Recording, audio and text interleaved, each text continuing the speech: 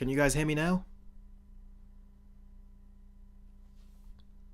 The sound bar seems to be going up and down, so it looks like it is picking up the sound now.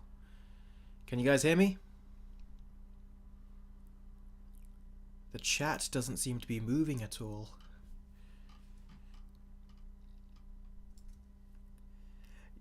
We can't hear you, yes. There you go. Okay, there you go. I can see all your messages coming in now. Okay, that's all good. That was bizarre. I just unplugged my microphone and then plugged it back in. Hoped that would fix it. That's such a bizarre thing.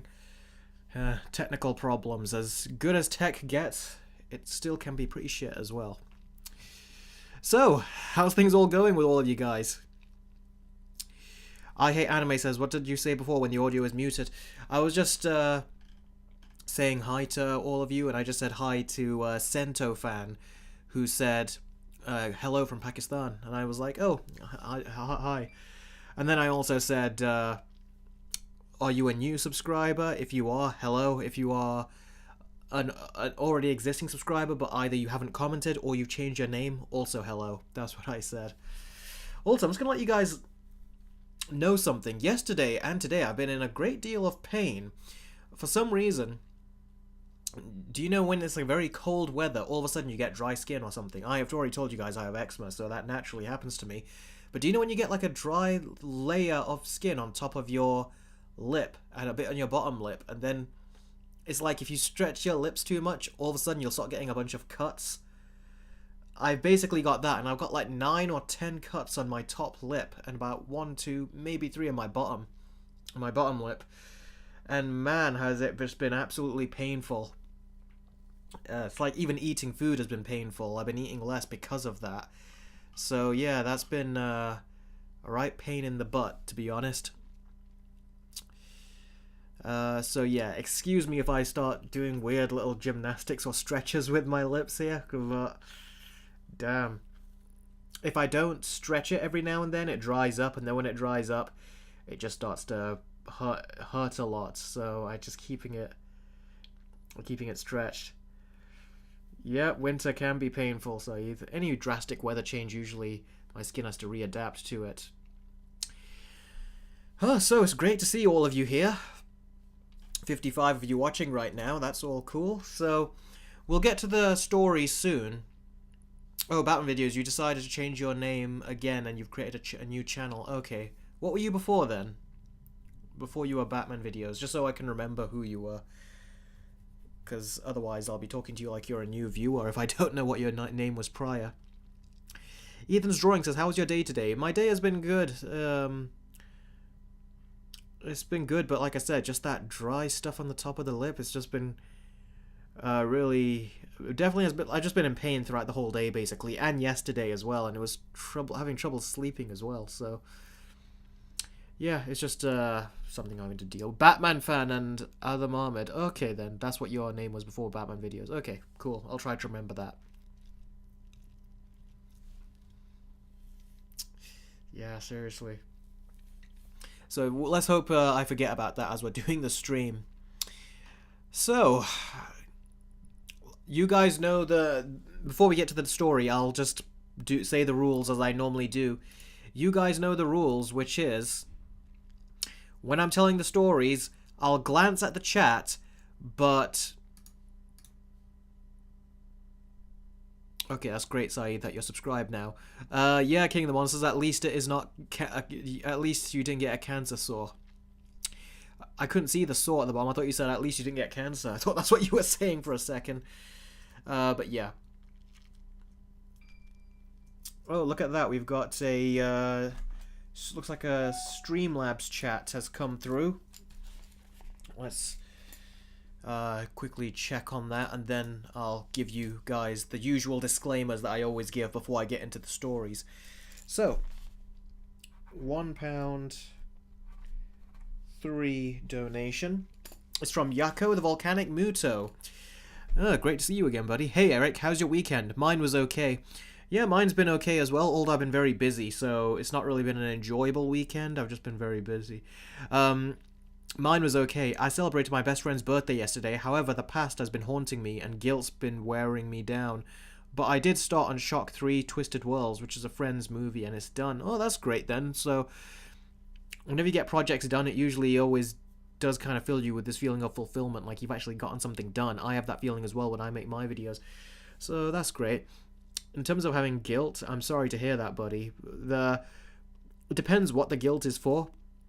But they always say that the best way to deal with that is to forgive yourself. That's something I'm not good at, so I'm not telling you that I'm good at it.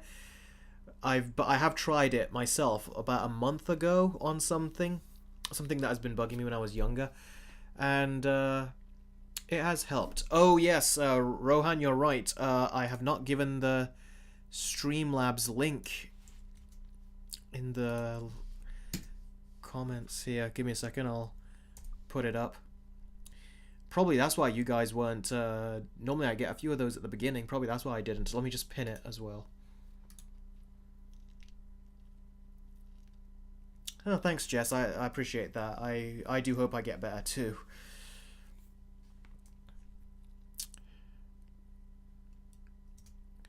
But yes, that's the best advice I'd probably give you in that regard, but again, doesn't mean I know how to do it, so...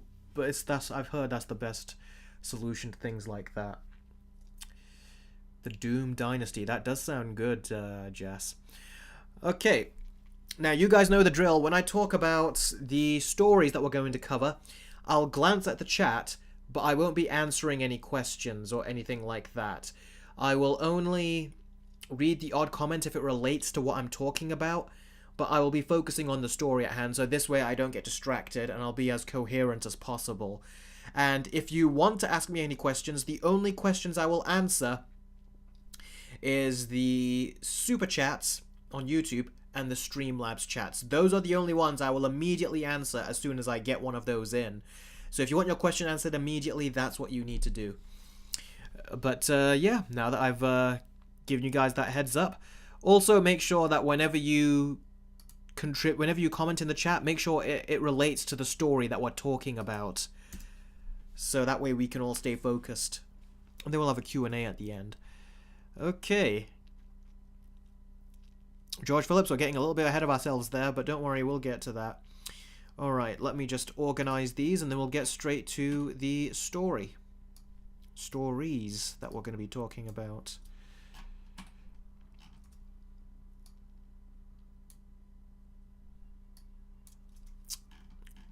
This is actually the most stories I've had in a live stream. I've got 4 stories, I think. Normally I try to do 3, and on sometimes I'll do 2. But this time I've got 4. So we've got a lot to talk about in this stream. Okay then, so you guys remember what I said? If you want me to answer your question immediately, it has to be Streamlabs chats or super chats, and I'll answer them immediately. Besides that, I'll answer them in a Q&A later. But first things first, we're going to have to talk about the stories. So, first story we're talking about, Netflix's Avatar The Last Airbender. Now, this show just came out recently, and I've not had high hopes on this show, because at the beginning, I just wasn't really... This wasn't an idea I was on board with. The animated show, I thought was fantastic. And there seems to be this thought process in Hollywood that even if a story is amazing and beautifully told, it's not legitimate until it's turned into live action. And I really despise that thought process from Hollywood. So, I'm going to tell you right now, with regards to Avatar, so far I've only seen the first episode, and man, it was so painful to watch. Me and my brothers and sisters saw it. And we have seen the show. We absolutely love the show. I'll tell you this right now. Avatar The Last Airbender is my #1 favorite show of all time. It beats out my other favorite shows. It beats out like Batman the Animated Series, the Justice League show, Sherlock, Breaking Bad, anything like that. To me, Avatar beats all of them. And it's like the unbeaten king. Like, I don't think anyone can beat this. Not even... The Legend of Korra, the creators that made shows after that. They've not been able to beat it either. So, I'll talk about the M. Night Shyamalan movie some other time, but I will address it in this stream if you want later, but let's talk about this for now. Now, I have again, yes. I'll just quickly say the Shyamalan movie was bad. We all know it was bad. They couldn't even pronounce the characters' names right. At that point, it's like all bets are off. They're all gonna suck. But that being said, this Netflix version actually did feel like it took cues from that M. Night Shyamalan movie, particularly with its more serious tone. Darksaber, yes, it's even better than The Clone Wars, and you guys know how much I love The Clone Wars. This is my #1 favorite show. It really is. Now, like I said, I've only seen the first episode so far. I do plan on making a versus video of this, and I am working on that right now. But it's just been so painful to even watch the second episode. If it was just me watching the show and not making videos, I would have only watched that first episode, then just given up. My brothers and sisters, they've watched the one episode, and they've said, yeah, we're not going to watch anymore after that. So it's just left me on my own now to watch this, so I can cover it for you guys. But I gotta say, that first episode did not leave a good impression on me at all. Yes, Comic Book King is better than Ben 10. By far. Now, I had so much reviewers' thoughts in my head after I saw the first episode that I actually had to stop watching it about 30 to 40 minutes in. Because my mind felt like it was about to just explode with the amount of thoughts I had. So I had to write my thoughts down for my upcoming Versus video. Then I was able to go back and finish watching the episode. But man, it was not good. It felt like it was rushed, full of exposition, and it reorganized Aang's backstory, which is a huge problem because it makes the mystery surrounding Aang no longer a mystery, and it just feels like it's taking the beautifully told story and making it more generic.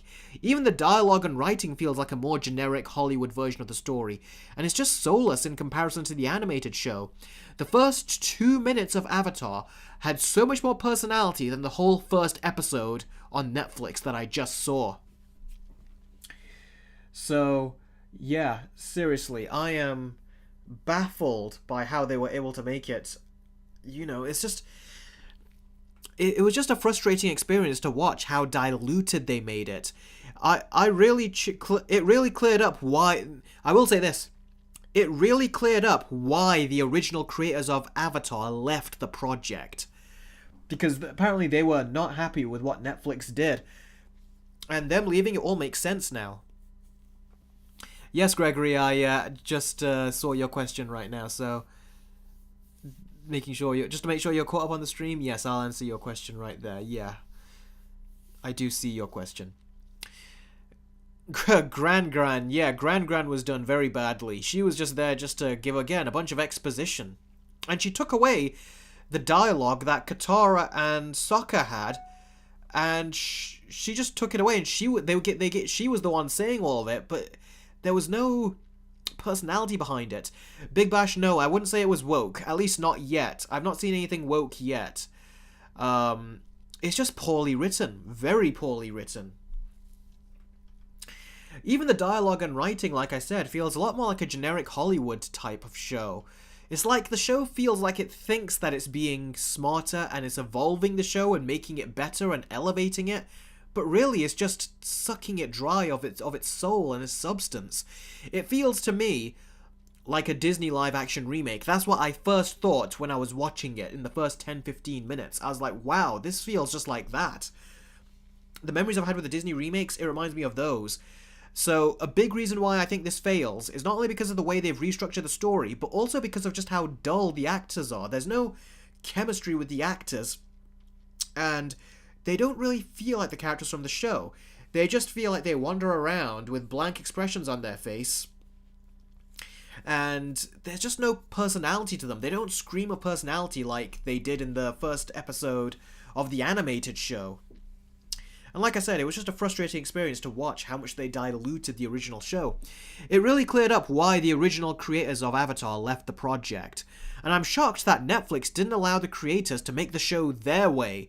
That's essentially what they did with the live-action One Piece show, and look how that turned out. Fans of the original show were very happy with it.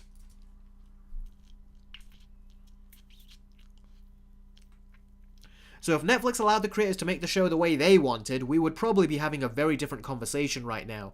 But nope. I bet that Netflix told the creators to turn Avatar into the next Game of Thrones or something. Because that's what this show was described as by, I think it was the showrunner during interviews, that they are trying to make this more mature, like a more mature version of Avatar, and they compared it to its epic scope to like Game of Thrones or something. And the creators of Avatar clearly did not want to take the story that way, because Avatar is not a Game of Thrones style show. It's its own kind of style, and it doesn't need to copy off of something else. You only do that when you think your property is either worthless or less than. So Netflix clearly didn't respect the popularity of this franchise, and they wanted to turn it into something that it's not. And you can really see that every second you are watching the show. I still have to see that now. Keep in mind, I still have to see the rest of the episode, so who knows? Maybe I'll change my mind in my final versus video. But as is, this show reminded me of the live-action Disney remakes. It does feel like it's trying harder than those, but simultaneously, it feels like they both equally missed the point of the original animated version. And that is enough to derail the whole show and its characters, because even they feel soulless in comparison to their animated counterparts. So stay tuned for my versus video, and you'll see what I mean. I'll give plenty of examples there, and you'll understand what I mean by all this. But in the meantime, what do you guys think of this show? Have you seen the animated show, or God forbid, is this your first entry into Avatar The Last Airbender? That would be pretty depressing if it was, I'm not gonna lie.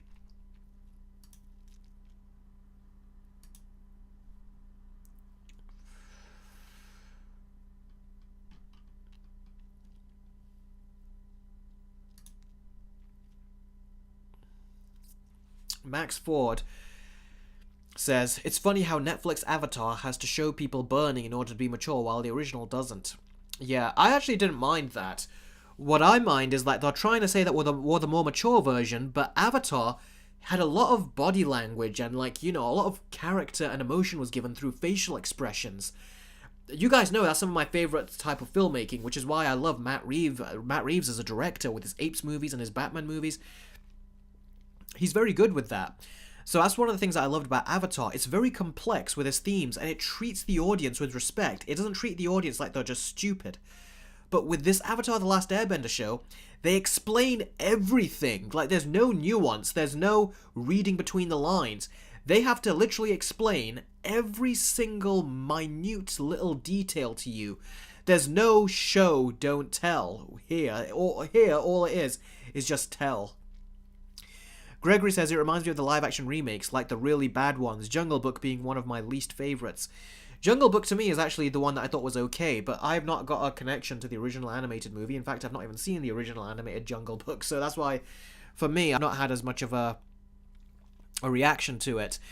No, Charleston, I've not seen the live-action One Piece, and I've not seen the animated One Piece either. But a lot of people seem to say it's better. And that's because the original creator of One Piece was actually managing it, so it makes sense why it's better.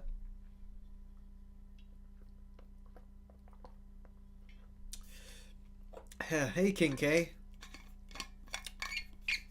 Thanks for dropping by in the stream. Let's see here. So yeah, do you know what? I'm gonna put a poll out.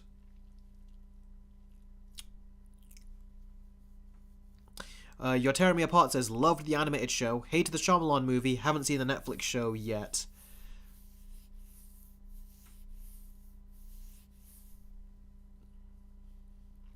The G Gamer says, I watched the live action version, I thought it fine, mediocre, worst for me is okay at best. Also, yes, I did watch the animated version before this one and loved it. Yeah, the animated one is just beautifully done. The emotions, the wisdom, the words of advice they give, it feels genuine. But the words of advice in the new one, it feels like it's just dumbed down. Like there was a kind of beauty to the advice that was given. It felt like wisdom was being shared to you in the original animated version. In this one, it feels like this is how AI would write words of wisdom. It just doesn't come across as convincing.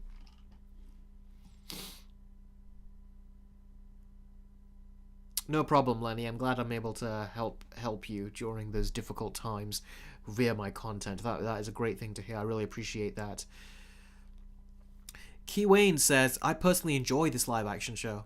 Okay, that's interesting. Why do you enjoy it? Let me know. I'd be very curious to see your side.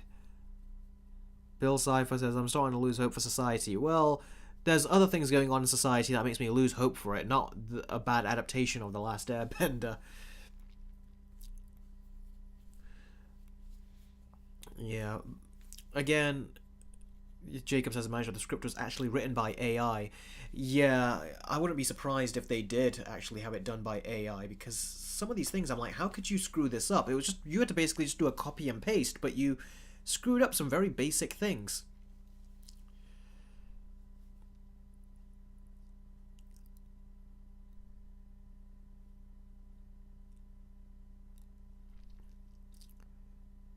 King K says the live action show is so bad it made me give Aquaman 2 credit.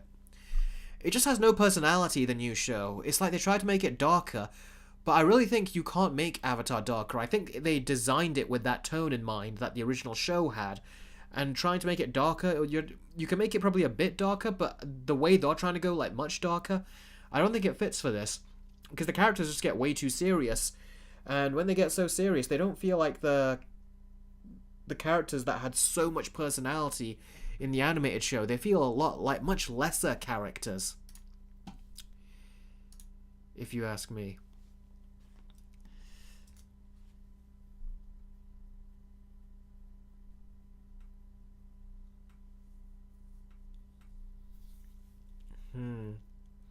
Now keep in mind, this is also only book one. Book one to me is the worst of the 3 seasons. That doesn't mean it's bad. I still rate it very highly. I love season 1 of Avatar, but seasons 2 and 3 is where it really became amazing. But this is the first season. You can tell they were telling a very heartfelt and great story, but they were also figuring themselves out, like every show does with its first season.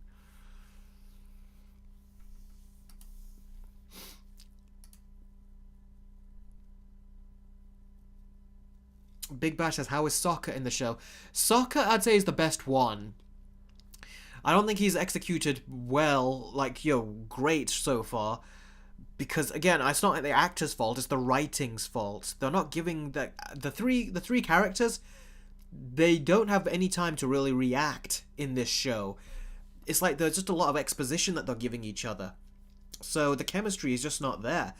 Whereas the chemistry was there in just the first episode. So it's like, of the animated one. So, yeah. It's like, it's just so obvious, like, all the bad character problems. And they also backload Aang's origin at the beginning of the episode, of episode 1. Which is bad, because you're not supposed to see Aang's origin until, like, episode, was it 13? The Storm in season 1? That's what it's supposed to show you. Aang's backstory. And it's supposed to correlate, like, exactly in sync with Zuko's, and is meant to show his backstory as well. So that was just so much better versus what all this is supposed to be.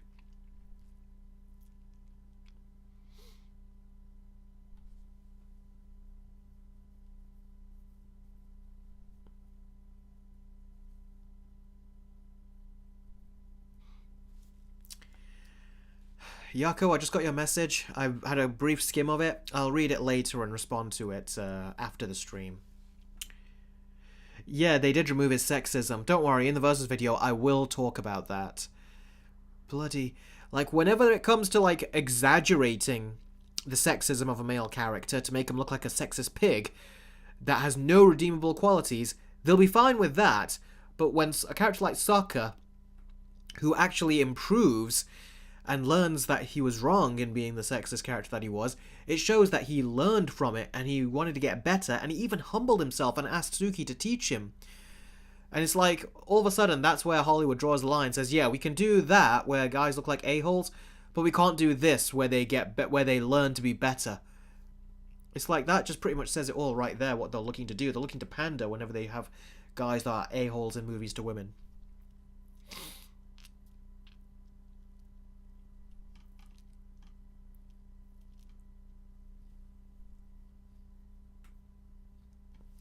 Batman's Gamer says neither of those movies are... Are you talking to someone on the chat? I don't think that relates to what I've said. Reviews says, yeah, if they can't even pronounce his name right, then I don't blame them for not doing the backstory. That was the Shyamalan movie, wasn't it? where they couldn't even get the name right. But the Shyamalan movie had an impossible task, which is to condense a 20-episode season into an hour and 30 minutes. It's like you just can't do that. But meanwhile, this is a Netflix show. It's got 8 episodes, which are like twice or even 3 times the length of a normal Avatar episode. So when people say that Netflix, you can't fit all of it here, I'm like, why can't you? Because it is just as long, so they can. They just chose not to.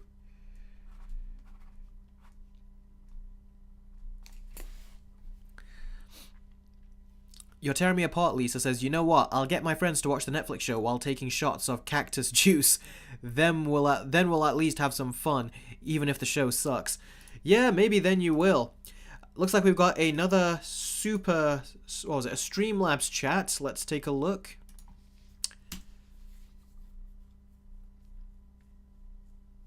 And it's also from Yako again. Thank you very much, buddy, for the super chat. Out of curiosity, how's the music in this adaptation of The Last Airbender? That's a very good question. There's parts of the music that are good, and that's really because it's just taking the music from the original show, and then it creates new music for the show as well. And the new music that it creates, it's not bad, but it's not good either. There was only one good bit of the music, which is when in the first episode, when there's the first big battle that happens, and there's a good bit of the music in the center of it, in the middle, that only goes on for about 30-40 seconds. I thought that was cool. Beyond that, though, yeah, there's no parts of the music that I thought was really like great or anything. They've definitely gone for their own style. I'm surprised they didn't get the composer for the animated show to come in. I'm guessing the original creators would have done that if they managed the show, but Netflix, again, just shows how much they didn't care. They got a new composer on. So, yeah. Big Bash says, what was the biggest change made to the show? A lot of changes. It's not just one big change, it's many big changes, and I will address those in my Versus video. I've been writing them down. But the characters is one thing, the inconsistent tone is the other. The other problem is that everyone is so melodramatic and so serious, which reminded me of the M. Night Shyamalan version. Everyone speaks in exposition talk, which again reminded me of the Shyamalan version. And yeah, I'm just looking at it, I'm like, you're not pacing this well. Avatar was never boring to me, but there were parts where I was actually bored in that first episode. And it's been like a whole day, well, 2 days now, and I've still not gone to episode 2. It's that much I've been put off by it, but I'm gonna have to force myself to sit down and watch it. Sailor Mercury, watch this show. Like I said, this is my #1 favorite animated show of all time. I rate it higher than any other show. I don't know if you were here when I said that. But I rate it higher than Batman the Animated Series, the Justice League animated show. I rate it higher than Star Wars The Clone Wars or any other show that I've seen. This is the best one. It's so bloody ingenious what they did with it. It's damn near a masterpiece. It really is, and I don't say that often.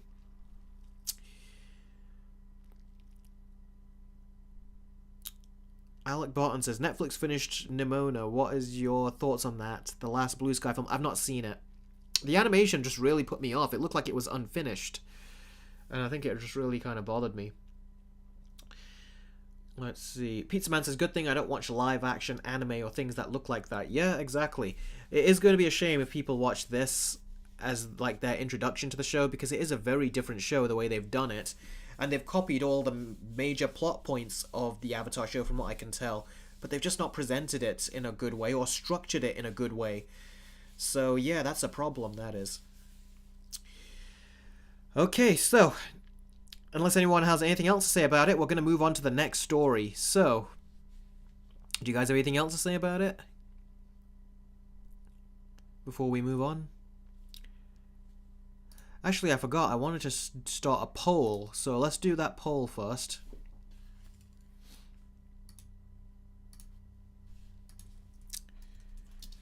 Have you seen Avatar The Last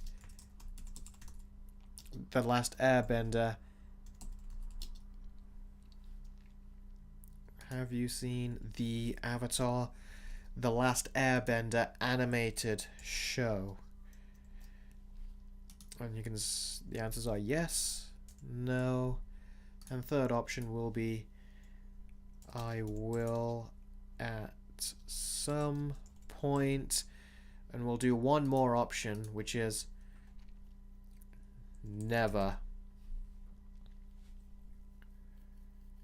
Okay, so this is the question then. Have you seen the Avatar The Last Airbender animated show? Your 4 answers will be yes, no, I will at some point, or never. Okay, go ahead and start voting on the poll, and let's see what you guys think. The poll is there. Take your votes.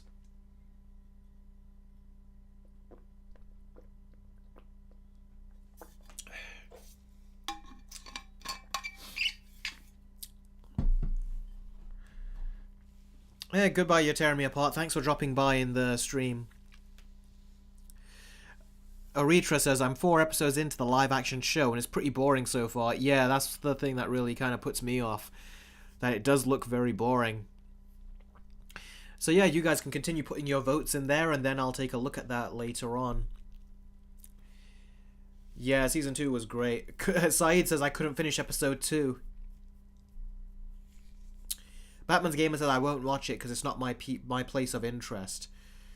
Well, I genuinely think you might be surprised. Literally, no, everyone who's seen this show, I've not heard a single person say a bad thing about it. It's universally loved, and on IMDb it's like a 9.3 out of 10 or something. Jess says, yes, I have, Eric. It was my childhood. Yeah, I saw it not during my childhood, but during my teenhood. I saw it, was it 2013 or 2014 is when I first saw it. And I was watching like 1 episode a day. Boy, once I got to the end, I got a little depressed. I was like, this is such an amazing show. I want to stay in the world. I got sad that it was over. Like, I couldn't believe it.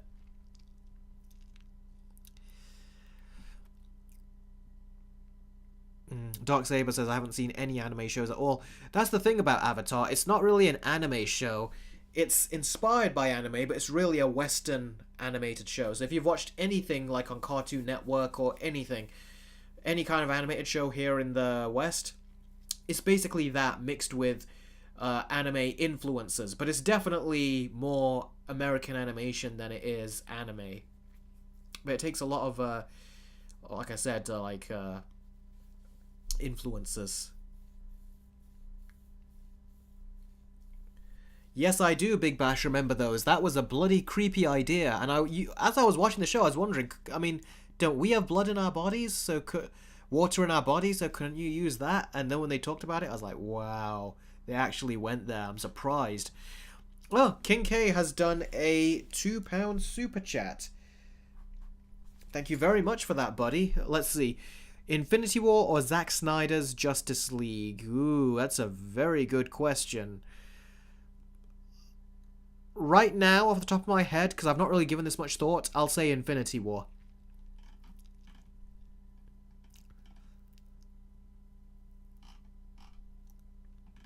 One of you says, I never did, but will, where is it?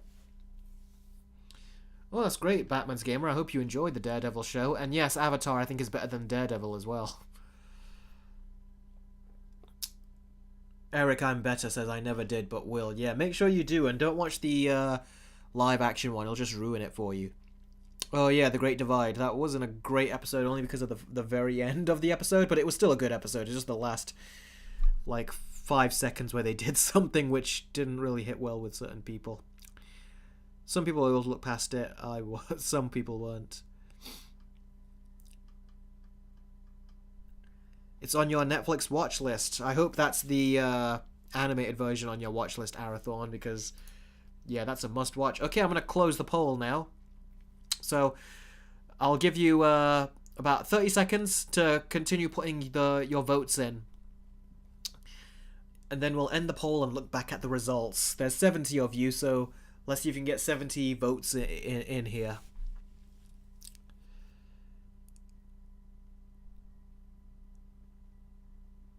This is your first entry. Ooh. Seriously, if you don't watch the animated one first, you're missing out on one of the best experiences I think you can ever have in terms of watching anything.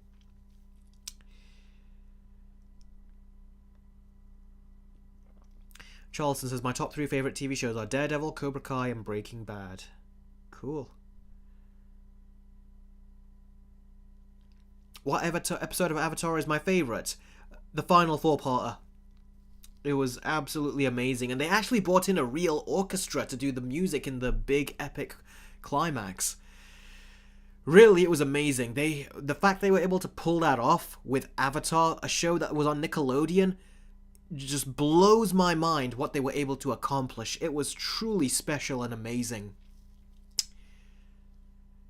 Okay, I'm going to close the poll now in about 5 seconds, and we'll see what you all thought of Avatar.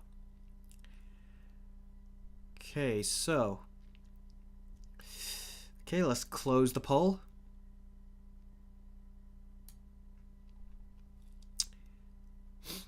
Okay, so, have you seen Avatar The Last Airbender animated show? 49% said yes, 22% said no, 19% said I will at some point, and 8% said never. So, more people have seen it. Well, what am I talking about? It is pretty much a 50-50 split here. But, yeah, interesting. For those 49% of you that have seen it, great. For those 51% that haven't, go watch it. Go watch it, because if you're not, you're missing out on one of the best shows ever. So seriously, go watch Avatar The Last Airbender. Okay, with that said, we're going to move on to the next story. And like I said, if you want to ask me any questions, make sure to do it through Super Chats or Streamlabs chats, and I'll answer them immediately. And like I said, any donations really do help towards supporting the channel. And this will be the last live stream of the month, so any of your donations that you do will get sent over to my paycheck next month, which will help pay the bills and help keep me going. So any of that will be appreciated. Okay, let's move over to the next story. Let's get it loaded up.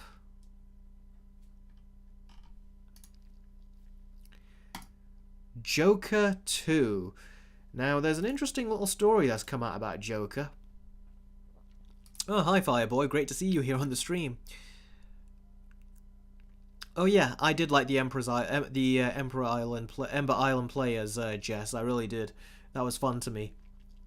Okay, so the budget for the first Joker was in the ballpark of around $55 to $70 million, and the movie made over $1 billion. It made like $1.1 billion. Ooh, hold on a second before we get to that. Hold on to that thought. Looks like we've got another Streamlabs donation. And this comes from King of the Monsters, who does a £1.30 Streamlabs donation. Thank you very much, buddy. Related to the Joker 2 story, Gladiator 2 originally had a budget. Yeah, don't worry, I'm going to be talking about that. Compared to the first movie's $103 million, now it somehow went to this new budget, higher than Pirates 2 and 3, Spider-Man 3, and Avengers 1. Isn't that crazy? It is crazy, and I'm going to get into that right now. Thank you very much for the super chat, by the way. Like I said, it really does help. Let's go back to my window. Oh, look at that. We got a $5 super chat from MovieFan2002. Thank you very much for that, buddy. Let's see what you've said. Here's hoping the OG team Avatar will make the franchise great again with next year's movie. Yes, I bloody well hope so. I'm so looking forward to that, but damn, is it a long time away. They did an interview recently.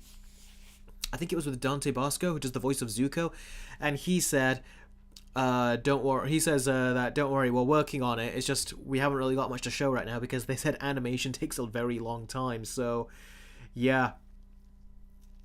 It's interesting. So we'll see how they do, but I can't wait to see it. And it'll be when they're in their late 20s or something, so that'll be really cool.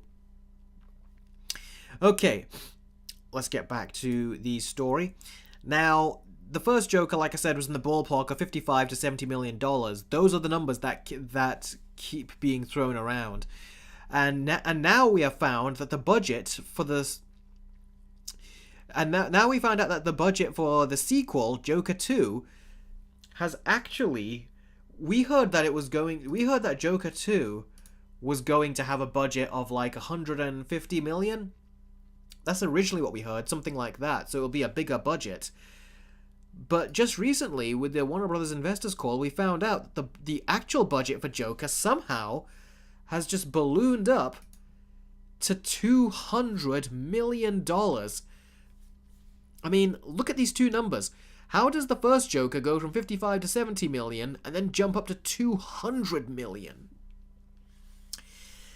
It's like, I know it made $1 billion, but that's like the same level budget that the Batman had and other big blockbusters have. So, but here's the thing though. The appeal of the first Joker movie was that it had a small budget and how it really ran with that and focused on character. And although we expected a bit of a bigger budget, I didn't expect it to go up to big summer blockbuster levels. I mean, that's just insane.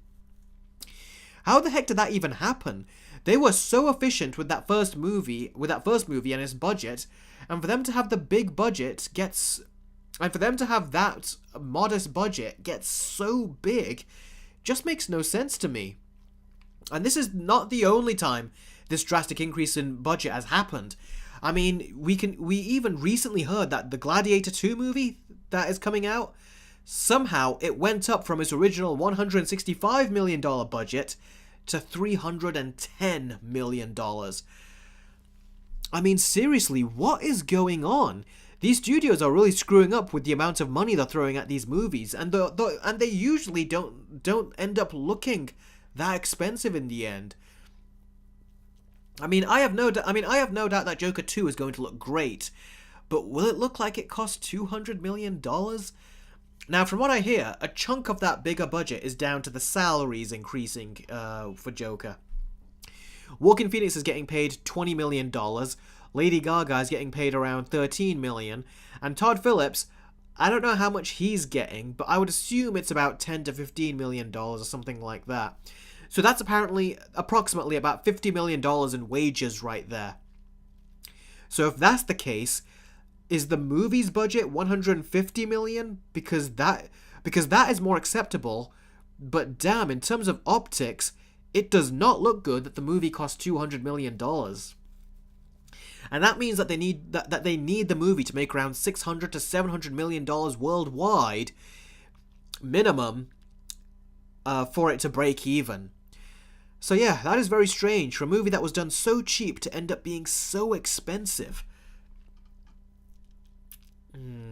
So what do you guys think of that? It's just such a weird choice. They didn't need to go that high with the budget because they knew the movie's strength was that it was cheaper. So doing this much is just insane. What's the movie even gonna have that seems like it's worth $200 million? It's gonna have song numbers, I know that. But that's normally the kind of budget you would give a big blockbuster movie like a Batman movie where he has to do big action sequences and stuff.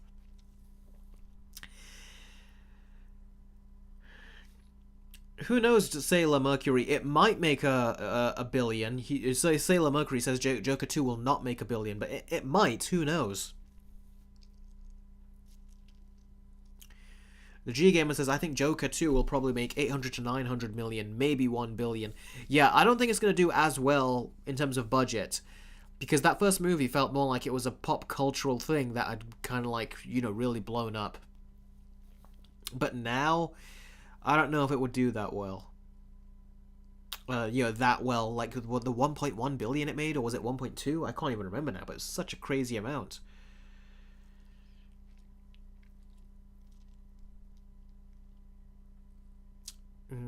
Batman's Game says, with DC's flops, Joker 2 might flop. I don't think so, because the universe that they've got that has, the superheroes attached to it, that is something that I think people can recognize as their universe. But what makes the Joker so great and the Batman so great is that it feels like they're starting fresh with a new universe. And that's what makes them very appealing to people. So I think it will do well, very well, but I don't know if it will do $1 billion well. And that's the whole point of Joker. It was meant to be a more experimental, lower budget, more character-based movie that was, less of a financial risk. But the studio ended up turning it into a financial risk, so it's such a weird thing that they've done. Jess says Joker 2 needs more practical effects. Who knows? It probably will. Knowing Todd Phillips, I bet you it will have practical effects.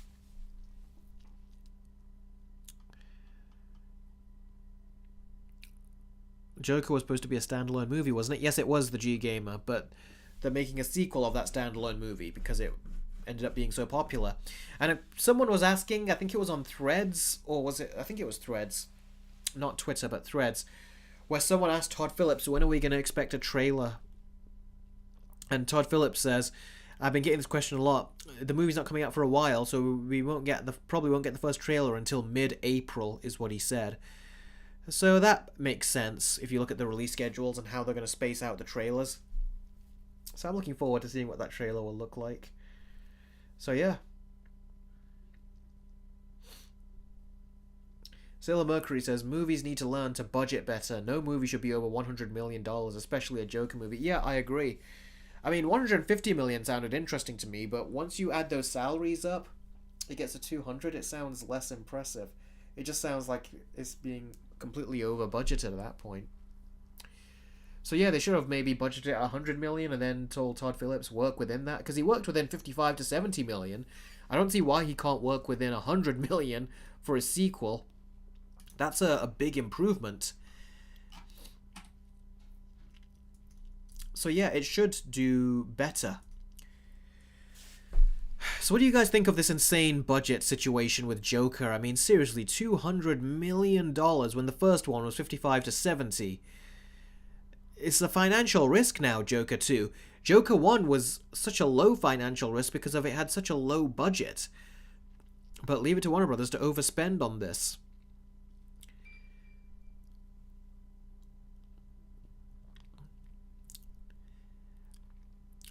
The G Gamer says, unless you think a movie is going to make $2 billion, I don't think a movie should be budgeted with 200 to 300 million.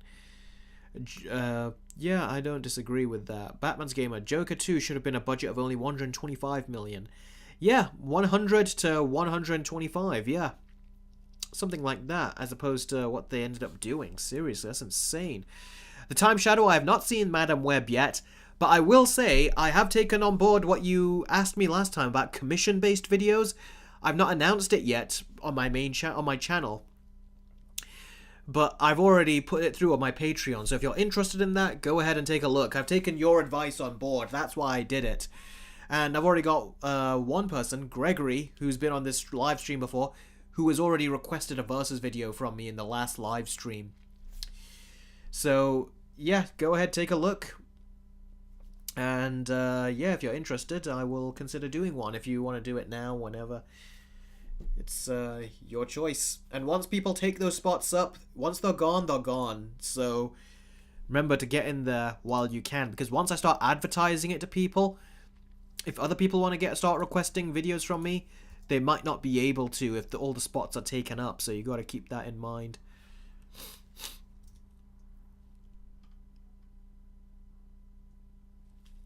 Jess says,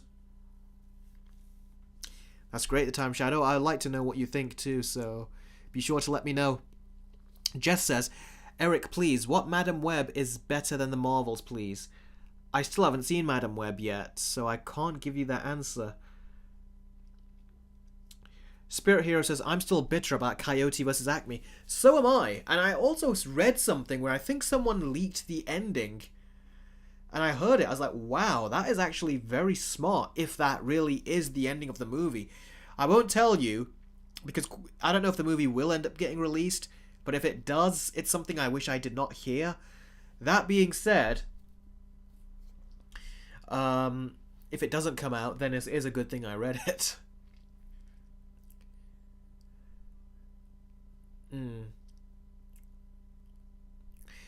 Jacob, I think I agree. Joker 2 sounds like a great title, but I think Folie à Deux is actually a very smart title. It basically translates to like a disease or illness that has been a mental illness that has been spread to someone else, which basically perfectly describes the relationship between Joker and Harley and their personality types. So when you look into what that means, that's actually quite smart, that title. So I actually like that title, I do.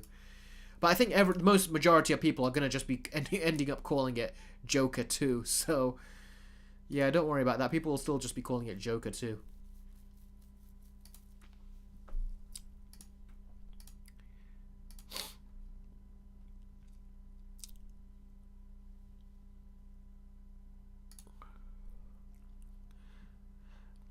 Batman Video says, what's the next topic after this one? You'll find out soon. Holly is there, hence the title says Big Bash. Definitely. Magnesium Platinum says, watch Madam Web is the best movie since Morbius. Oh wow, if I knew it was that good, I probably would have watched it already. Rohan says, memes coming out from Madam Web. Yeah, somehow the memes are coming out, even in the chat, even though there's no way of putting images in the chat. Oh, Super Michael has dropped into the live stream and has given a $10 super chat. Thank you very much, buddy. I always say these super chats really help, and we're coming to the end of the month, so anything you can donate today will go over to my pay the next month, which means I get to pay the bills and keep continuing to do this. So thank you very much for your super chats and your Streamlabs chats, everyone. Michael says, sorry I'm late. I watched the Avatar Last Airbender show, and as someone who has seen the original to death, I'm so far pleased with it. It's better than having a show that ignores the source and makes up shit. I'm so far pleased with it. This is where I have to like read between the lines of what you're saying. I don't know if you're saying that you're so far from pleased with it, or if you are pleased with it. So far you are pleased with it. Yeah, I personally didn't. I just saw the first episode, Super Michael. So I've said, who knows, maybe it will get better. But my impressions of the first episode is that they were rushing things.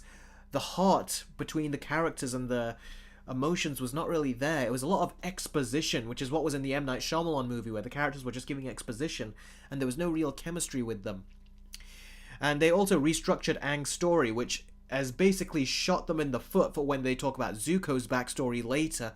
And, you know, in the Storm episode, where their backstories are going back and forth at the same time, you can't do that now. And that is a real shame. I think it's less effective the way they've restructured it. So that's why I wasn't, very pleased with that first episode, as well with a myriad of other stuff.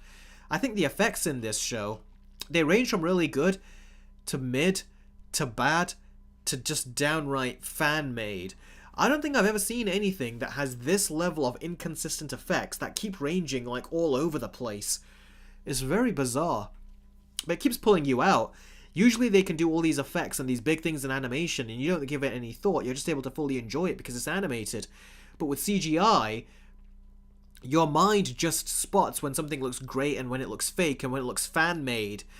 And that happens so many times, it kind of just takes you out of it. That and the way they talk. And the way they talk in with the characters, the way they interact. Even that comes across in that way. So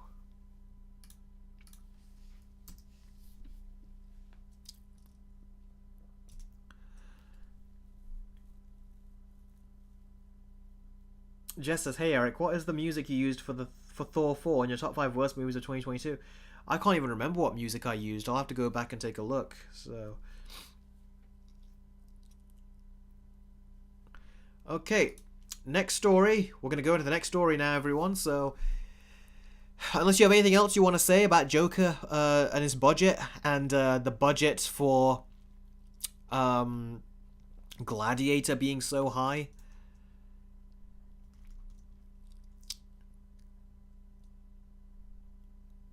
Because it really was very strange for a movie that was done so cheap to end up being so expensive with its sequel. They are G-Gamer. They are getting way too big, these budgets.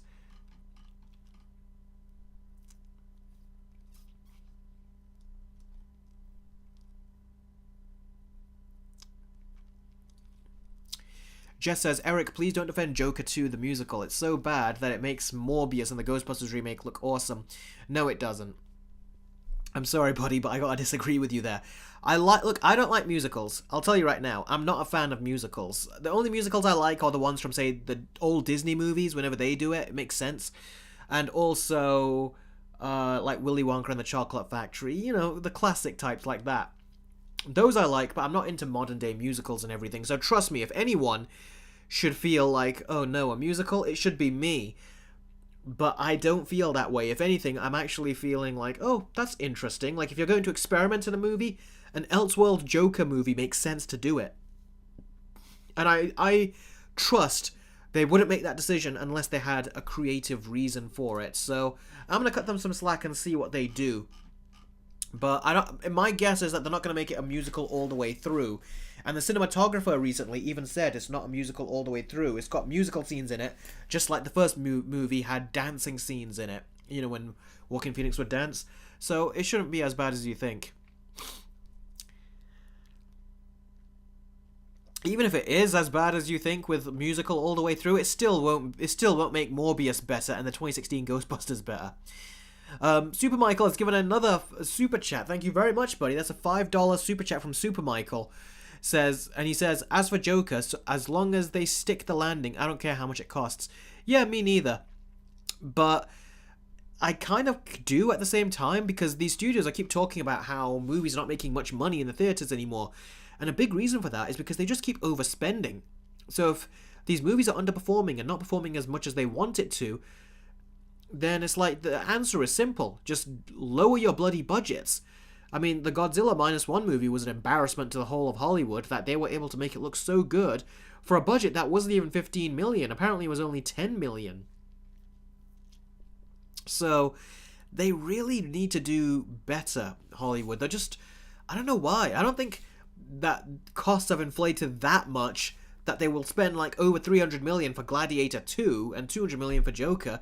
I think with some movies like Gladiator, it really just comes down to the fact that they had a lack of preparation.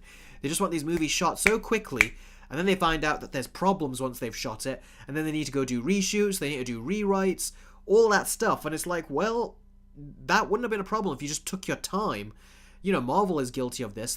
How many times have they, you know, like really increased the price of their movies and their budgets? I feel like the industry in general is doing this, and it's just kind of ridiculous. Marcus1954 says, I just joined the stream. What did I miss? Well, I just answered a super chat from Super Michael. And I've already covered that, my thoughts on Avatar, how I just saw the first episode of the Netflix show and I didn't like it. But I'm open to seeing if the later episodes are going to get any better. I just discussed now Joker 2 and its insane budget, and how movies like Gladiator 2 have also like just blown up in terms of their budgets. That's gone up to over 300 million. And now we're going to move over to our next story, which is about the Avengers 5. So, yeah. Okay then, so time to move on to the next story. And you'll remember that Avengers 5 was going to be called The Kang Dynasty. So you can see this is called The Kang Dynasty. But look at this article. Does Avengers 5's title change really mean the MCU is ditching Kang? And then you get this. Avengers 5's new title isn't official yet, but could be soon. So yeah, it looks like Marvel are trying to get a different title for Avengers 5. Which is interesting because they were going so hard on saying Kang is going to be our next Thanos. But now they seem to have gone back on it. So why is that? Now this is what they said. They said that, this was always the plan. After Ant-Man the Wasp Quantumania didn't perform well, we were always planning to move away from Kang. And I gotta tell you, that just comes across like such a white-faced lie. It is unbelievable. So, yeah, I completely see that as just a lie. Thing is, I think the reason they really changed the title is because Jonathan Majors is no longer playing the character, and they just might consider dropping the character altogether now. Quantumania's failure, let me say that right now, Quantumania's failure was not going to stop Kang from being in future projects. The same way Kingpin's failure in Echo is not going to stop them from using him in the future. The only reason they're saying they changed their minds is to prevent any backlash for them not bringing Jonathan Majors back. So they are really doing it as an excuse so they don't get involved in another controversy. Because God knows Disney don't want to be swept up in another one. So yeah, I think it's good that the movie is not titled after Kang anymore, because you guys know my opinion and thoughts on Kang as a villain and how he was done in Ant-Man 3. And how he just doesn't feel like a threat anymore. You just can't take him seriously. But who knows? They could still recast him, so we don't know for sure what they're going to do yet. But it's clear that Kang didn't take off. People were excited about him in Loki, but then Ant-Man 3 completely ruined him. And now, no one cares. So, what do you guys think of this? The Avengers 5 title change. Do you guys have any theories as to why they did it?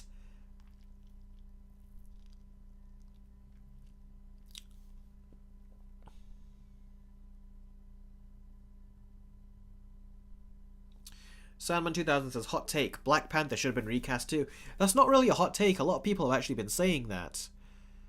I mean, they've recast other people that have died in the MCU, or just recast them in the case of Terrence Howard, who played Rhodey. So yeah, with this one, it's like they said, we're not going to recast him, but I think that's actually become a problem for them, so yeah. They need to just bring in the characters that people want to see, because Deadpool and Wolverine, that trailer, not only is it hyped because it's Ryan Reynolds and Hugh Jackman, they've got a good track record with their careers, and with the way they handle these characters, these beloved characters, but it's essentially giving people what they want. They wanted to see Deadpool and Wolverine, and Ryan Reynolds was always wanting to make that happen, and he finally did. But then Disney bought out Fox, and he says that was going to be the plan, but they never got around to it because Disney had their own ideas. But then, look, I bet you Ryan Reynolds managed to get it his way, the way he wanted, and that's why they're letting him make an R-rated MCU movie. And because it's the 20th Century Fox people involved with it, particularly, you know, the X-Men franchise that they have made, I have a lot of hope in it, so long as Marvel and Kevin Feige stay away from it, and Disney, of course, stay away from it as well. But all these other projects, who gives a shit? Like Echo, who cares? That binge watch video is coming up. It's practically finished now. I just got to add a finishing touch to it, and that's it. I can put it up. But it's just not a good show. And they keep making this stuff, and they keep forcing it. It's like they're giving it to us because they want to make it. Whether it's an agenda or they want to build out their universe, but even they don't know what universe they're building out. It's like they're making stuff for the sake of making it, so they can line their own pockets, even if the product at the end is not a good one.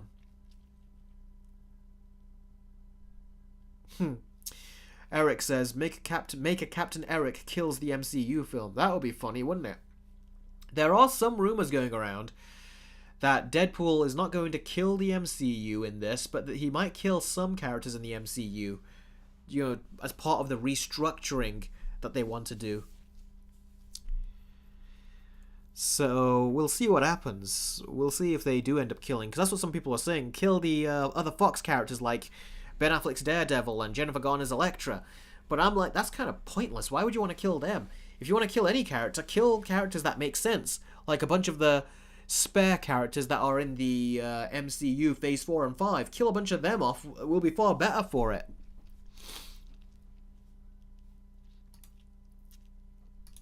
It would definitely add some gravity towards Ryan Reynolds, you know, in Deadpool 3 saying, I am Marvel Jesus. That would make sense now why he's saying that, because, you know, he has the whole control over the MCU. That would be funny if he could actually do stuff like that. Jess says he gave Echo a 4 out of 10. Yeah, it just goes to show how these shows are just not doing well. And it only went on the top 10 on the Nielsen ratings, by the way. On streaming, Echo only got in the top 10 just one... Even though all the episodes were bingeable, it was only on there for like 1 week.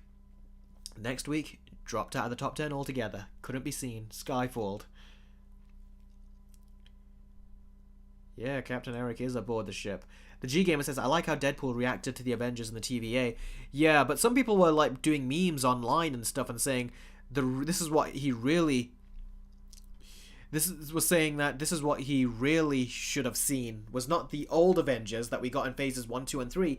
They should have showed him the other Avengers that we got in phase 4 and 5, like the Marvels and, you know, Eternals, Echo, and stuff like that. They should have shown him that on the screen, because that would have been more realistic to what is true to what is going on right now. But you can tell they showed the Avengers because they wanted to put characters there people actually cared about, because no one cares about these new characters. And I got a $2 super chat from Batman's Gamer. Thank you very much for that, buddy. Who says, will the Echo Binge Watch video release on YouTube or Patreon? It will release on YouTube, that one will. It's the Versus videos that tend to get early access on my Patreon. And of course other Patreon exclusive videos like trailer reactions and when I do my game show, and also the Let's Watch show.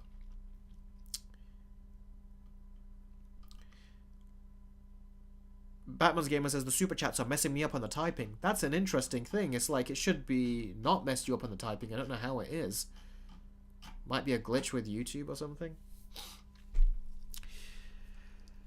So yeah, Fireboy says that means that Marvel is going to introduce the new villains and then going to rush them. Probably.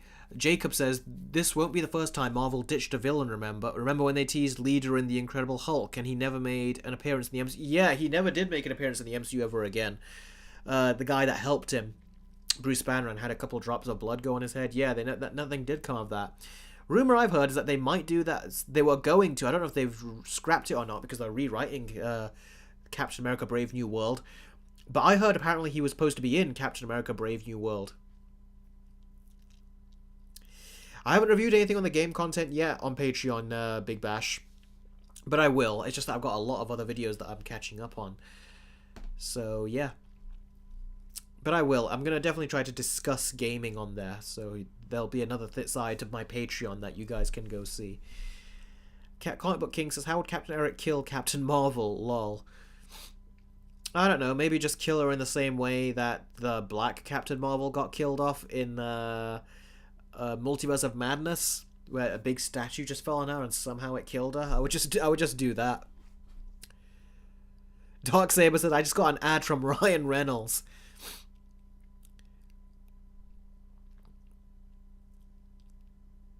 I Hate Anime is back. Oh, good to see you back, buddy. Jess says, Eric, if you make an Avengers movie, then it would be called Avengers. Captain Eric destroys comedic MCU characters. No, it will be called Captain Eric gets Deadpool to destroy comedic MCU characters. That's what it would be.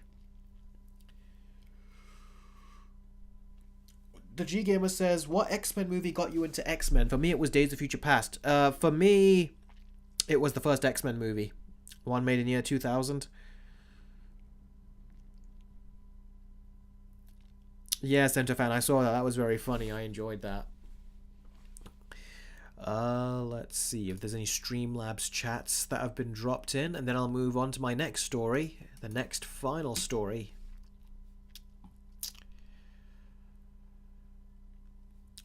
Yep, no chats. I've caught up with all those.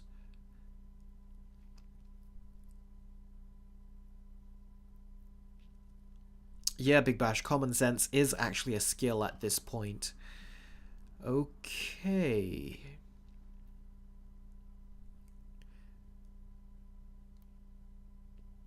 Spirit Hero says, Edward Norton was right to check out when he did. Look what they did to Hulk. Yeah, I think what they did to Hulk was downright atrocious. It's like after the first Avengers, he just completely lost his character, I feel.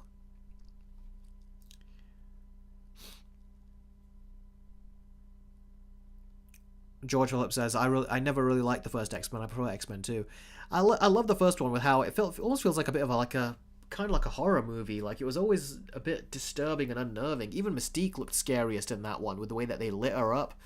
Even when her and Wolverine are fighting, it's like just in like this so much red lights going on and everything. It's like they've made it look disturbing. Even the music was a bit creepy, I remember when I was younger.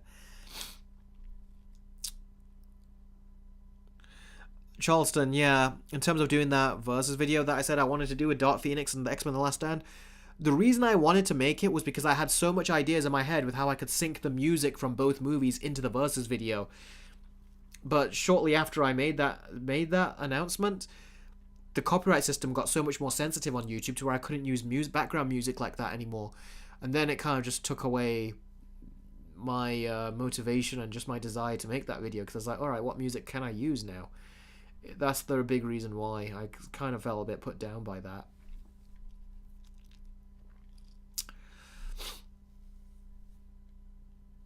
Okay, now, time to move on to the next story, guys. Batman Beyond. Now,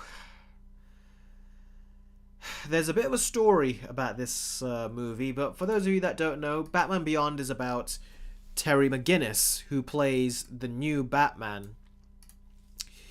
Terry McGinnis is someone that an older Bruce Wayne takes under his wing to basically do the duties of Batman because Bruce Wayne can no longer do it. He's old now. So you get a more futuristic looking Batman with a futuristic suit and everything. So that's how it basically happens. And yeah, I liked this show when I was younger. It unfortunately never came on when I was a kid. I didn't have the channel for it, but I did try to watch it years later when I got older. So yeah, I saw it, really enjoyed it. I never got to finish the show because the first season had like a through line, a story arc. Then seasons 2 and 3, unfortunately, were just doing a bunch of standalone episodes, and eventually I just kind of dropped off, but I do wish I could have finished it. But yeah, this was great. Kind of depressing because when Bruce Wayne is this old, it means Alfred is dead. So yeah, Alfred's not around anymore. Okay. Now, a little interesting thing has happened about the new Spider-Verse trailers that was... the Spider-Verse versions of... Let me just reposition this.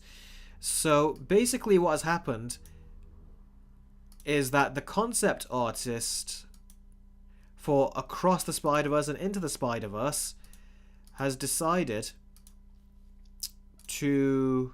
Bear with me.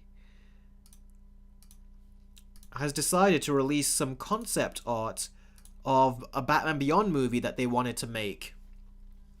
And a big reason they wanted to make this... The production designer and producer for the Spider-Verse movies pitched basically a Batman Beyond movie to Warner Brothers. And the story is that Warner Brothers agreed to listen to a pitch from these guys due to their enthusiasm. But Warner Brothers told them, there is absolutely no way we can do a Beyond movie. But like I said, because of these guys' enthusiasm, they allowed them to do a pitch. And rather than get a no, which is what they were told before the pitch, instead they got a maybe. And apparently this pitch was done last year, before James Gunn took over DC. So they got a maybe, but the ball hasn't really been moving, because that's when the studio got bought out by David Zaslav and, different people are coming in. So they are just waiting so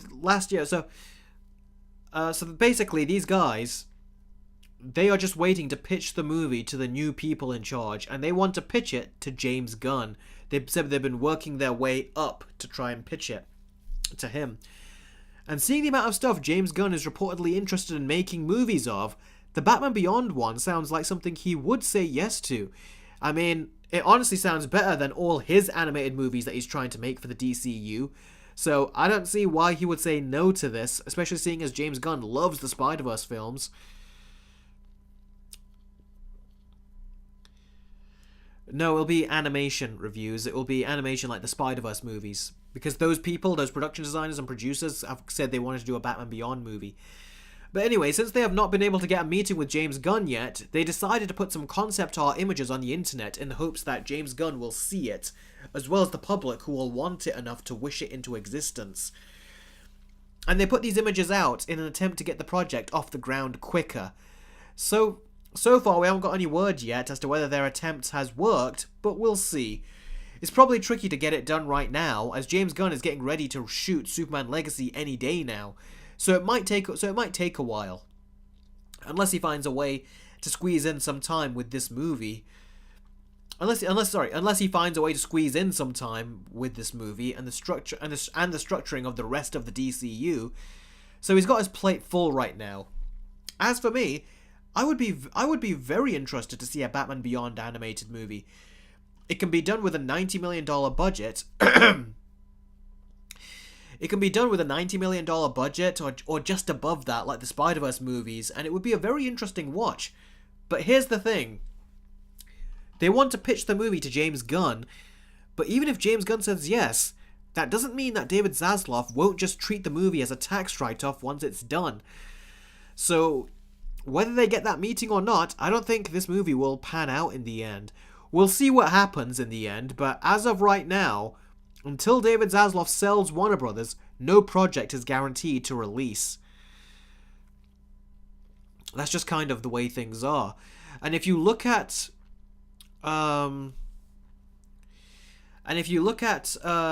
what happened to Coyote versus Acme, which we don't know what's going to happen to that yet, here's hoping that they do just decide to release it. It basically means that tells you right there that David Zaslav is not like on best terms with James Gunn. He doesn't care about James Gunn. He can easily just scrap any of James Gunn's projects because Coyote vs. Acme was a James Gunn project. It was a passion project of his. So the fact that it's not done, the fact that he cancelled it, do it for a tax write-off, shows that he doesn't have that level of respect with James Gunn. He doesn't care about James Gunn. So even if James Gunn says yes to this Batman Beyond concept, doesn't mean it will actually happen. Batman's Gamer has given a $5 super chat. Thank you very, very much, buddy. Batman's Gamer says, cancelling Batman Beyond with Keaton, cancelled Beyond Arkham game, and now said no to Spider-Verse's creators pitch. Warner Brothers hates Batman Beyond so much. They don't hate it, I just think they probably don't think there's going to be as much of a moneymaker as they want it to be. Even though, you could say that Terry McGinnis is kind of like to Bruce Wayne what Miles Morales is to Peter Parker. So it could, gain traction. It really could. Yeah, I will say I don't mind too much about the Batman Beyond movie with Michael Keaton not happening, because that wasn't going to be a Batman Beyond movie. That was apparently going to be a Batgirl Beyond movie. They were going to try to put their Batgirl in there and make her be the Terry McGinnis of the movie, essentially, and have her report to Batman, Michael Keaton. So they weren't going to do, a Terry McGinnis in that. It was supposed to jump off of the Batgirl movie. That's what it was supposed to do. So after the Batgirl movie, it was supposed to be a continuation of sorts with that. So yeah. Sandman 2000, they can't fire David Zaslav. He literally owns Warner Brothers Discovery, so he can't fire himself. Sorry, just my lips are still cut and I've been hurting this whole stream.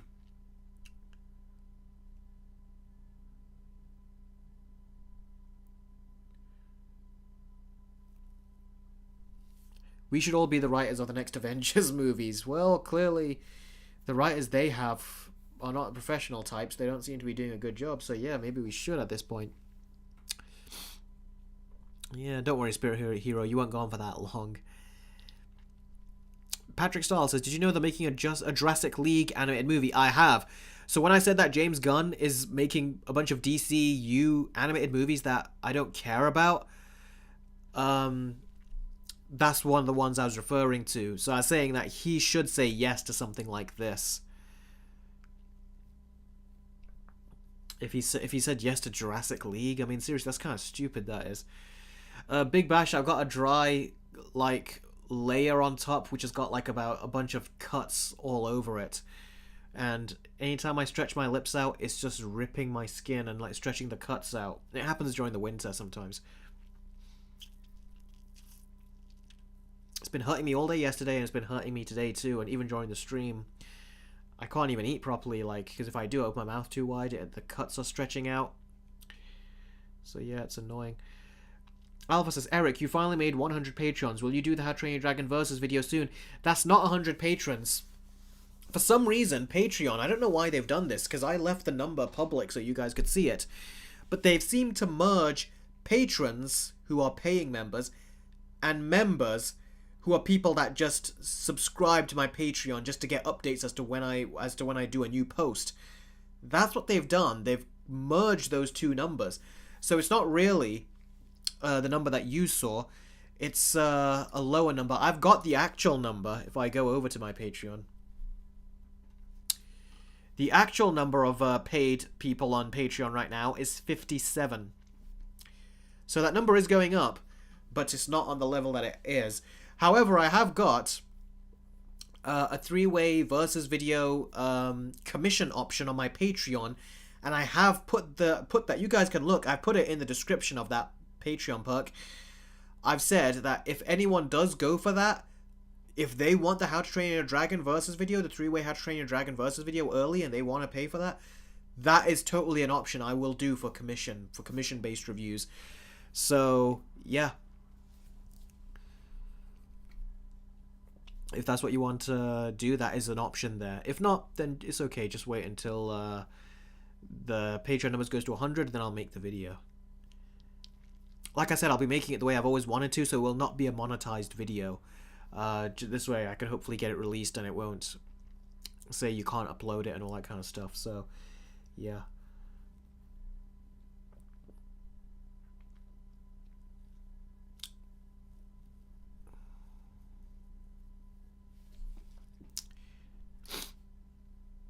Okay. So what do you guys think? Is this something that you would have been interested in? Let me make a poll, actually. I'll do a poll. Here, let's get this poll going.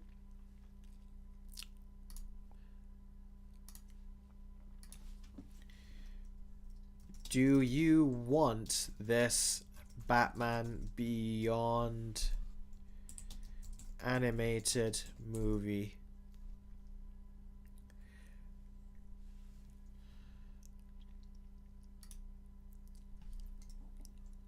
Yes, no, and I'll do a third option, which is don't care.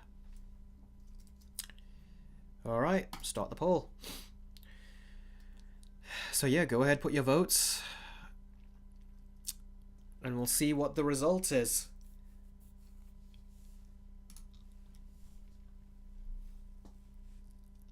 No, I don't think I have seen City of Ember Alec-bot, and I've heard of it, but I don't think I've seen it.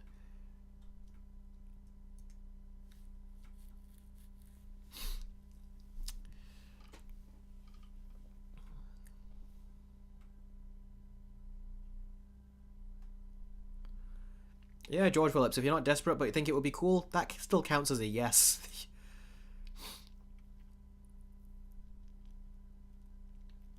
Alec Barton says, weirdly, I first watched Batman Beyond in 2022. That is kind of funny, isn't it?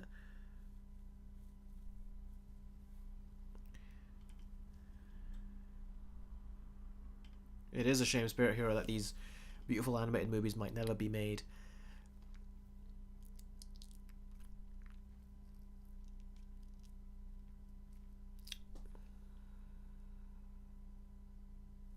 That is an interesting one, Bill Cipher. Gregory says, did you see my comment? Sorry, I had to leave for a minute. I don't think I saw it, Gregory.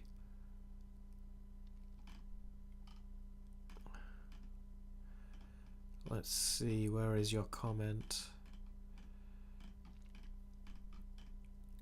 I recently watched the first half of Dune for the first time and I loved it. By the way, I'm not exaggerating, it's literally half a movie. Yeah, that's why I didn't do any versus videos. I didn't even cover it because I was like, I like it, but I don't feel complete and I feel wrong reviewing it. So I left that to other reviewers and I got back to working on the other videos I was working on. But I will say, I'm not going to do a versus video on Dune because there's just not really much interest in dissecting Dune, and I'm not really that interested in dissecting it either. I'm sure there was a lot of things that really motivated other projects like Star Wars and stuff, but I feel like those projects, they've been around in movies for so long and Dune really hasn't. It had that one movie, but it didn't really take off in movie form.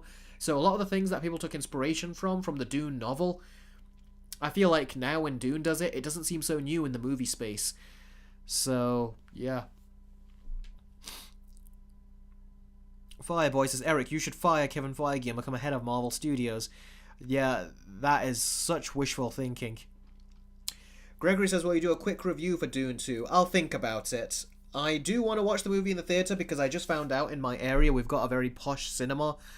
And I want to go see it in there because that does look like a fun cinema to watch a movie in. So I'm going to give that a go. Batman Beyond: Return of the Joker. Yeah, that was amazing. That was amazing. That is a fantastic Batman movie. Especially the middle scene that is a flashback. Freaking, that's the best scene of the whole movie.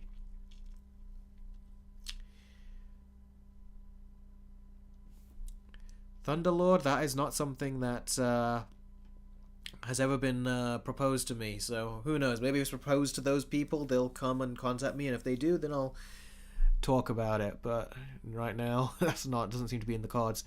Jess says, Eric, Christopher Nolan is the only director that made the Batman movies his way without Warner Brothers involved, unlike Sam Raimi with Spider-Man.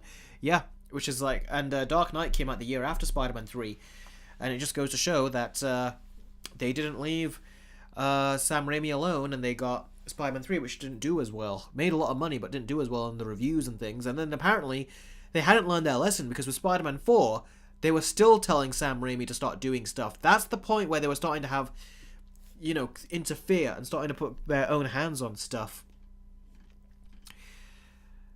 So yeah, they just need to stop, but they just don't seem to get the bloody lesson. I hope Madam Web continues to flop, which it is. It already is a flop. And I hope that Craven movie also flops. These need to flop just so they can learn not to do this stupid shit, because seriously, they're not learning. Eric says, we should make a movie called Captain Eric Kills the MCU, rated PG-18, and come out in 2029. Yeah, maybe. Jess says, Eric, read my comment on Christopher Nolan. I think I already did. Will you watch the Loki show now because of Deadpool 3? Nah, I still just couldn't care less, to be quite frank with you. I'm sure Deadpool will fill me in.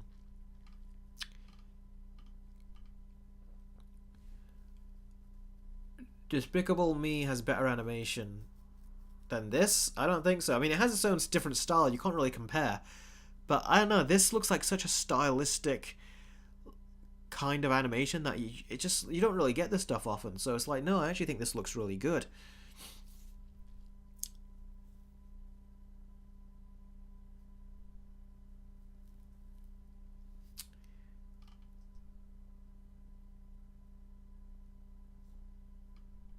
Some of you seem to want live action Batman Beyond. Thunderlord says, how much can you bench press? I used to be able to do 50 because I used to keep building it up, but then I had a problem with my eczema which started to flare up, and they told me specifically, do not try to sweat because it will just irritate your skin more, and now I just can't do that many anymore. I'll have to get back into it.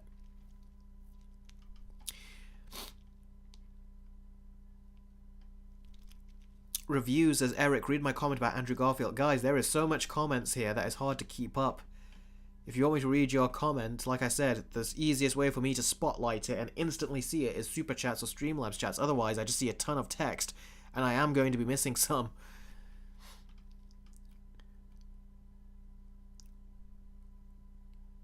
Spirit Hero says, what a load of shite. I don't know what you're calling a load of shite. Okay, let's close the poll and see what is going on here then. Okay, we'll end the poll.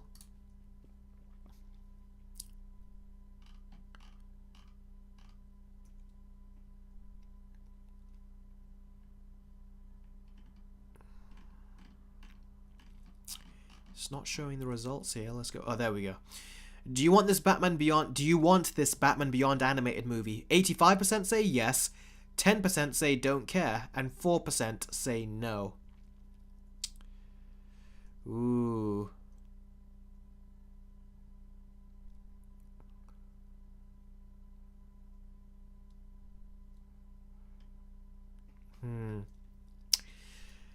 Yeah. It does seem to be... It seems that Warner Brothers have just completely got their head shoved up their ass, because looking at you guys and the scores that we've got there, the poll, everyone wants this movie, and the fact they've not even got it greenlit yet or worked on yet speaks volumes of their incompetence.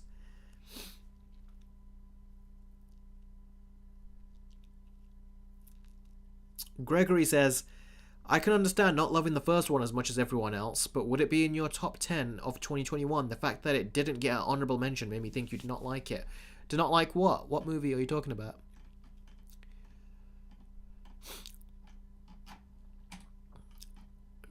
Be sure to let me know, Gregory, what movie you're talking about, and I'll answer you.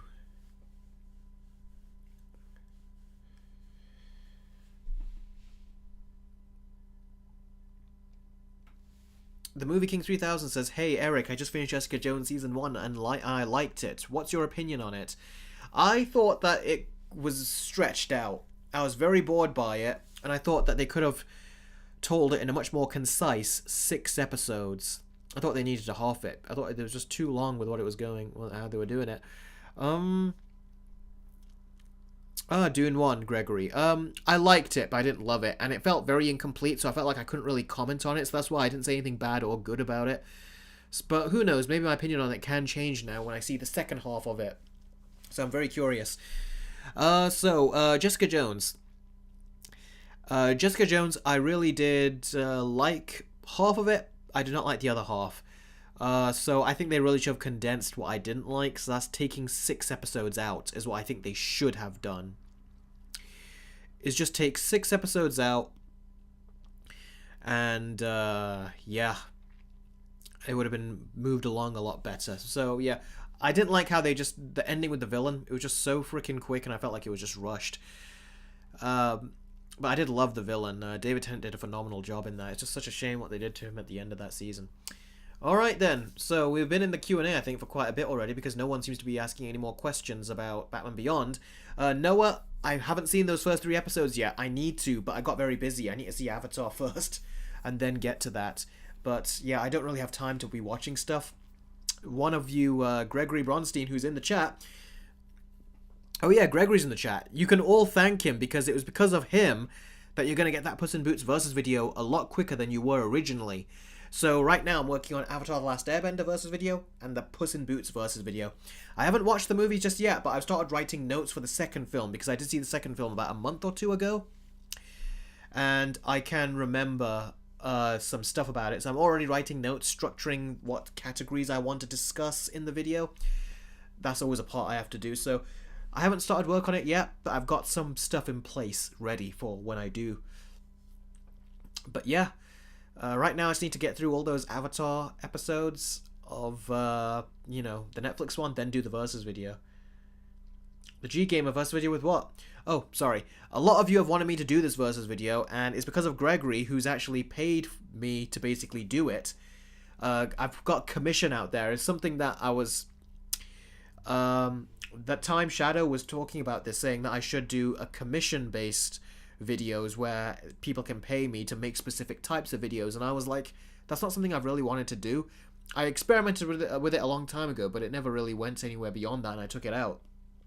But he says you should, and I thought, alright, I'll do it, and I'll give it a go. And I did create a section of that on my Patreon. I've not announced it yet, though, keep in mind. I intended to do that later. But Gregory just happened to stumble upon it, and he ended up paying for me to make a versus video, because I've actually got that there as a perk, as an option. Like, you can ask me exactly what versus video you want me to make, and I'll make it for you. And it will be at the top of my priorities list. And Gregory paid for it, and I was like, alright, if you want to pay for all the work and the time and the effort that goes into me for making it, and all the sleepless nights that goes into editing, I says, alright then, fine, I'll do it. So I came up with the price schemes. I thought that, you know, that will, based on how much work I do, and you guys know how exhausting those versus videos are for me, I basically put the prices up on there on Patreon. And then you can basically, very, very limited though, because I don't want many people taking those. So they're there for a very specific type of YouTuber. And yeah, Gregory wanted to get in on that, and he asked me to do Puss in Boots 1 versus Puss in Boots 2. That video I was thinking of not doing for God knows when, you know, down the line eventually, but Gregory has literally just pulled it right up to the top of the list.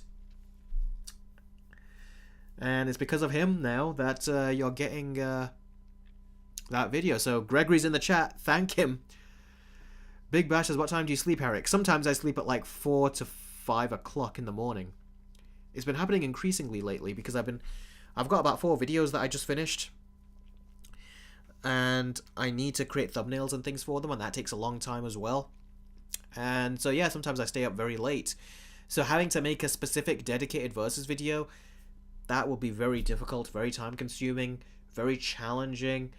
And yeah, hence I've put the prices I have on my Patreon for commission videos like that.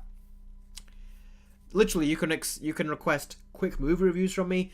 I've created a brand new show on Patreon, which is quick TV show reviews. So if there's a TV show you wanted me to watch and to review, I can do that now. Then I've got requests for versus videos and also for three-way versus videos. And Gregory went for the two-way versus video.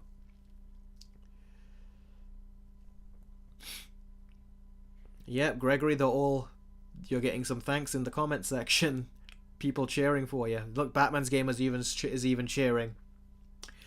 So that's what I meant when I says if anyone wants the three-way How to Train Your Dragon versus video, that's what I got the three-way versus video perk on my Patreon for, which is commission-based videos, like I said, and I'll get to making that as well, if that's the case. I don't know if I watched the Holy Grail Spirit Hero, but I definitely did watch one of the Monty Pythons. I think it was Brian's something. I can't remember what it was called. It was very funny. The Biggest Dickus one. That was very funny. Gregory does, yeah. George Phillips, I've written exactly what you can request on the description of the perk. So head on over there, check it out, give it a look, and you'll see I give what you can request and what you can't request. So I've got a list there, so you should have all the information with you there. King K says, I hate how Warner Brothers hates money. Yeah, it's like they want money, but they keep doing it in all the wrong ways. Like what they did with Suicide Squad Kill the Justice League. They even came out and says it was below expectations. And it's like, yeah, we all knew it was going to be. And what makes things more embarrassing is that the previous 3 Batman Arkham games, even Arkham Origins as well, I think last I checked has more players than this 2-week-old Suicide Squad game. So it just goes to show how much they completely like dropped the mark and how people are not interested.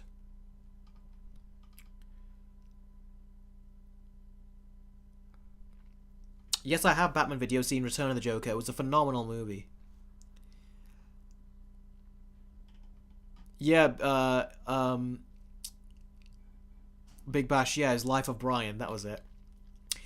I was surprised, though, at how much nudity there was. The movie was rated 15 here, which is like a hard PG-13, basically, or a very low R, but there's a lot of nudity in there where I'm like, how did this get away with that rating back in the 70s of all times, where they were more sensitive towards that? Charlton, I used to love that Spider-Man series from the 90s, but watching it again, looked at it on Disney Plus and I gave it a watch. It's just way too fast-paced. It feels like the whole episode is a previously on a longer episode of Spider-Man. It just feels like it goes on so quick and it doesn't allow any time to breathe, which is irritating. Gregory says, please see my upper comment. What did you post? Even though they are the best of their respective year, how would you rank your favorite movies from each year you did? Top 5 videos. Logan, Avengers 3, Joker, Clone Wars, Snyder Cut, Batman, Puss in Boots. Alright. The Batman, Logan,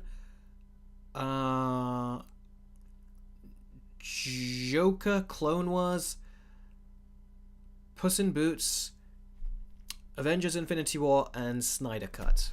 That's the list I would put it in. I feel like I just mentioned 7, but have you got 6 here? No, you got 7. Yeah, you got 7, and I've organized them. That's good.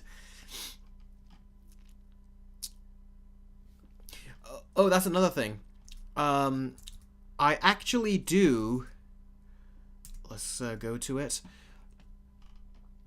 I do want Will Friedle, is it? Will Friedle to reprise his role if they do make a Batman Beyond movie. That would be fun and would make me even more hyped to see it. Basically, the original voice actor for Terry McGinnis. I would actually want him to come back. It would be cool if they could get him to do it. Apparently, he's gonna voice it in the new... was it Crisis on Infinite Earths or whatever they're doing? That new... those animated movies, Part 2's coming out. He's gonna reprise his role in that. Kevin Conroy's meant to reprise his role in one of those for a very brief period as well, apparently. Good night, Fireboy. Thank you very much for showing up on the live stream. I really appreciate it.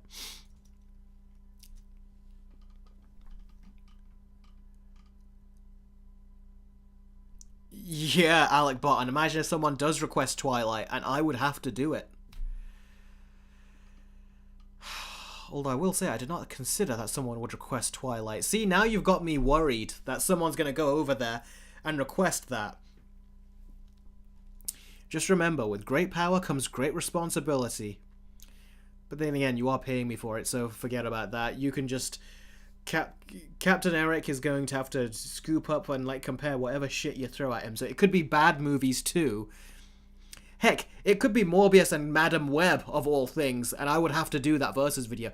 Heck, if someone actually says they want me to do a 3-way versus video with the commissions of Madam Web, Venom 2, and Morbius, I'd probably be super depressed, but I would end up doing it.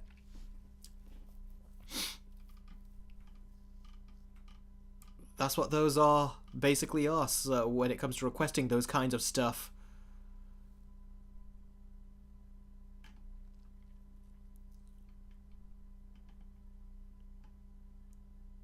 Avengers 3, Gregory, is Infinity War. That's what I meant when I said that. Infinity War is Avengers 3.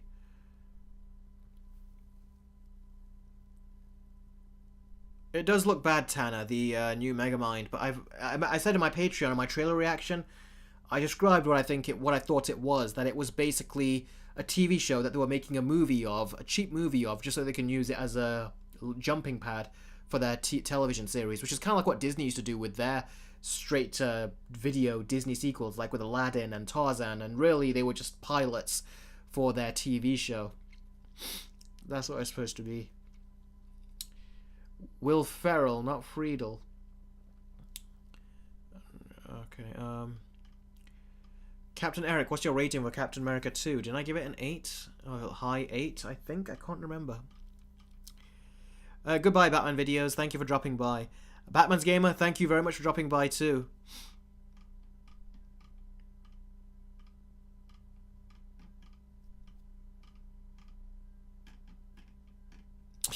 You guys are all laughing at the idea of, like, request Twilight. Ha ha ha ha.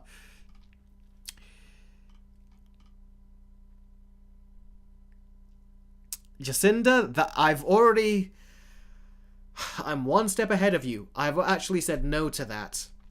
I'm not going to be covering those types of movies. Those are not the types of movies that I watch. They're not the types of movies I'm going to study for review either. So that's going to be the one where I'm like, no. No movies of that kind. But all the others, they're all on the table if you want to see me do it. Sithfruit says, who's your favourite character from the original Avatar The Last Airbender? Ooh. So many of them. They're all my favourite characters. But if I had to pick one, I'd say Zuko.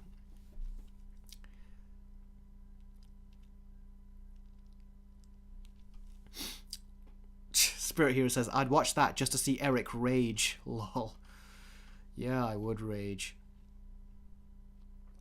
George Phillips says, I'd charge them extra for that. Well, I've got the price plans basically done now. They're already done, so they're there. If someone does think, yeah, I'll pay for that, I'm gonna have to do it. Eric, you seen Lord of the Rings? Yeah, of course I've seen The Lord of the Rings. The same time I saw Harry Potter.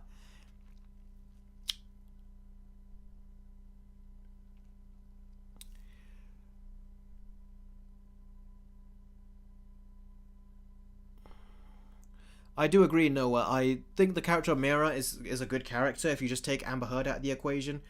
And I did feel, I said that in my review, that I felt like the movie did need a Mira, but they just didn't recast her. So it's like, when he's talking to his father constantly, it feels like they've just used him to replace Amber Heard. And you could tell, because he needed to, continue his relationship with Mira, but you just couldn't see her on screen because they were afraid of putting her on.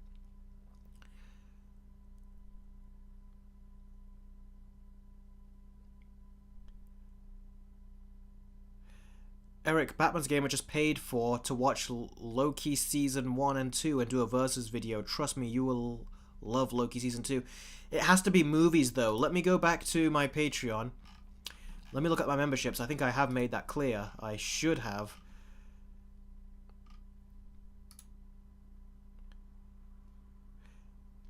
Yes, I've made that distinction. My versus videos are just movie related. TV show related, that would just take way too much time. Watching 2 TV shows, that probably is like a whole other perk I've got to introduce, but that would be just too much, that would be. So, yeah, what did you say?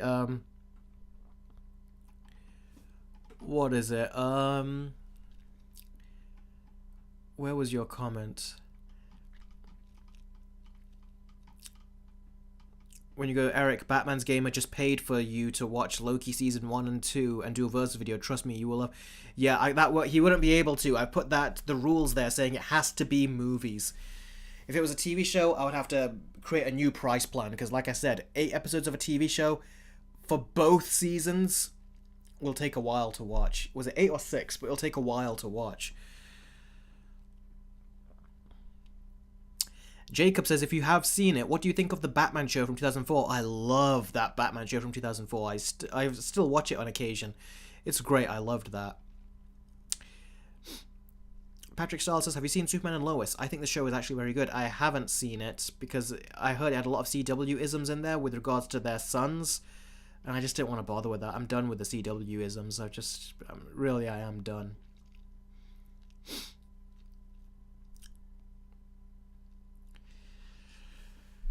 Gregory says, what about worst? Rank them, please. Lion King, Artemis Fowl, Venom 2, Thor 4, TMNT 2. Okay, Venom 2 is the worst. Then it's Artemis Fowl, the second worst. Then... Oh no, let me do that again, because you got turtles there, so I gotta consider that. Alright. Venom 2, Artemis Fowl, TMNT, Thor 4, Lion King.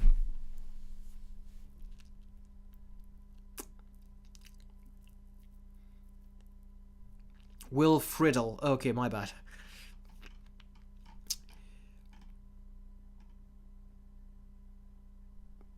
Yeah, I did do a game versus video one time, didn't I? I'm still trying to do my next game versus video. I saw about the first 30 minutes I Hate Anime of the Continental series, and I just never got around to finishing it. I paused it, went to bed, it was late, and I never got around to continuing it. Movie Fan says, how do you feel about the original creators okay with finding different voices for Team Avatar outside of Dante Basco returning as Zuko? It is sad, especially because girls, their voices don't really change once they reach, you know, a certain age. And Katara was 14. I can't imagine her voice would change that much more. It's like, imagine Katara, right? Is it Katara? Yeah, the voice actress that plays Katara. Imagine her voice then, when she was young, voicing the character, and imagine her voice when she's older, voicing the character. Sorry, that's not what I'm saying. Imagine her voice when she was younger, when she voiced the character, versus her voice now. It sounds very much the same. She still puts on that Katara voice. So it makes no sense to get another voice actor to replace her. It's just kind of sad. So I wish they didn't do that. But who knows? We'll see if they find a good, suitable replacement. King K says, can I pay for you to do a review? Yeah, you can. Go over to my Patreon. It's there. It's for... Not for everyone, but if someone wants to do a commission videos, you've got dibs on what you want me to do versus videos of, or what you want me to do a quick movie review on. They're all there for you, so go ahead. Eric, are there some of the scrapped Clone Wars arcs that you'd want to see? I'd really want to see Dark Disciple and Maul, Son of Dathomir. Yeah, there was a lot. One of the ones that I wanted to see was Ventress, where apparently she was going to die in one of those. I wanted to see that. I also wanted to see one where Boba ends up being tutored by Bane, and then he ends up killing him. There's a lot of stuff that we didn't get to see in that Clone Wars stuff, which is such a shame. And Dave Filoni has talked about them, and it's so sad that we never got to see them. I really wish he gets to make them at some point. But yeah, King K, you can pay for me to do a review. Like I said, just go over there. It's on commission. You can do it, and then I'll make the video. And if you want me to do it once every month for you, that is also an option. Noah says... no, sorry, I've already read that. Eric says, someone pay him to do a versus video of Justice League versus Batman and Robin. I feel like I've opened up a can of worms here. I feel like I've done something that I did not anticipate. But yeah, whatever crazy combination of movies you want me to do a versus video on, you can request it and I'll do it. Gary Loke says, what do you think of Cobra Kai Season 5? I really liked it. I did enjoy it. I'm sad I never got to finish my Instagram audio reviews. It just never worked out, unfortunately. But that's something I wish I could have finished in terms of the videos. King K says, can I pay for you to do a review of Loki? Yeah, you can. It's over on Patreon. Like I said, just go over to the Patreon, take a look, and then go ahead. And if you want me to do a movie review every single month, or a TV show review every single month, all you gotta do is stay on that payment plan for the next month, and then I'll do that as well. So if you want a video from me, one every single month, you actually can get that. Whether it's quick movie reviews, quick TV show reviews, two-way versus videos, or three-way versus videos every single month from me, you can. But keep in mind, there are very limited slots available because I can't accommodate everyone. So I've kept very limited slots. Once those slots are taken up, they're gone. So if someone decides that they want to stay in that slot for like the rest of their lives or something, no one else can join that slot once it's taken. That person will own that spot. So make sure you do it before other people take the spot from you. Just some friendly advice now, so you don't say, how come I can't request something? So yeah. The G Gamer says, not gonna lie, for the big commission, I can think of both amazing and funny versus videos. Amazing and funny to you, scary to me. It's like not knowing what versus video I'm gonna have to start making and watching and editing, and for me it's like a big what will it be? Like, it's nerve-wracking for me. I'm going to take off now. Bye, Eric, says Spirit Hero. Oh, bye, buddy. King K says, can I pay for you to do a Loki review? I said, yeah, you can. Yeah. King K says, I just subscribed to your Patreon. £5 a month. Have you subscribed to my Patreon? If you have, I'll put your name over here on the Patreon section where it says. Looks like I've got a couple of people that have donated to me via Streamlabs. Let me check that.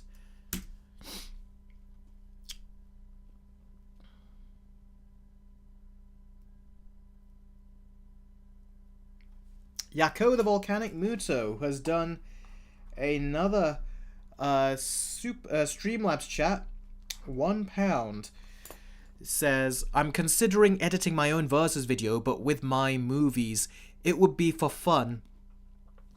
I would just have to compile your voice from your videos and your streams and then voice mix them together in the video to create coherent sentences. Would that be okay? I mean, I would ideally say no, but that being said, I don't know, that doesn't sound like something that's very appealing. I'll just say no, just to avoid any things that just end up being, you know, any potential complications later and you putting in the effort and then finding out you can't use it. Probably just not. If you want to do it for fun, by all means you can, and then if you want to show it to me, I'll watch it. I can just have fun watching it with you. But to put it out, I prefer not. If, you know, I don't want my voice being used in that way. Imagine if your voice was used in that way to do something else. It could be, I don't want to start a trend, basically. So that's why I think it's best if I just say no to that. But I'm glad you asked me, though. I really do appreciate that. It was very kind of you. I haven't started Bad Batch 3 yet, but I'm looking very forward to it. I need to first start The Last Airbender on Netflix. I watched the first episode. I need to get to the second one. Let's see. The second one and beyond. Have you, King K, subscribed to my Patreon?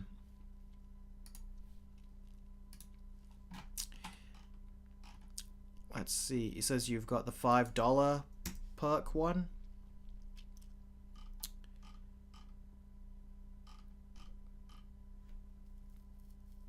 I don't see it.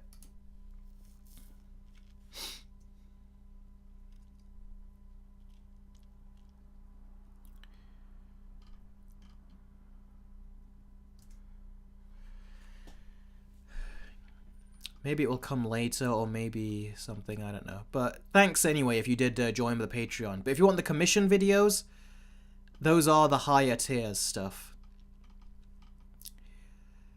Someone says, Eric says, can someone pay him to do a versus video of Age of Ultron versus Civil War? Yep, any videos you want, then that happen.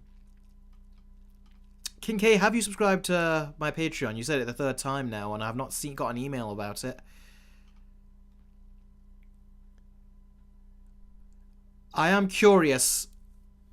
I am curious about Dune 2. I'm not excited.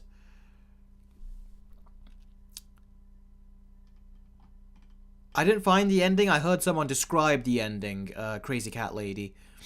King K said, I successfully subscribed. So you have successfully subscribed. It's bizarre I'm not getting an email about it, because usually when people do that, I get an email immediately. Yeah, we'll keep waiting and see if the email comes in. Looks like we got another Streamlabs chat. Let's quickly take a look in on that.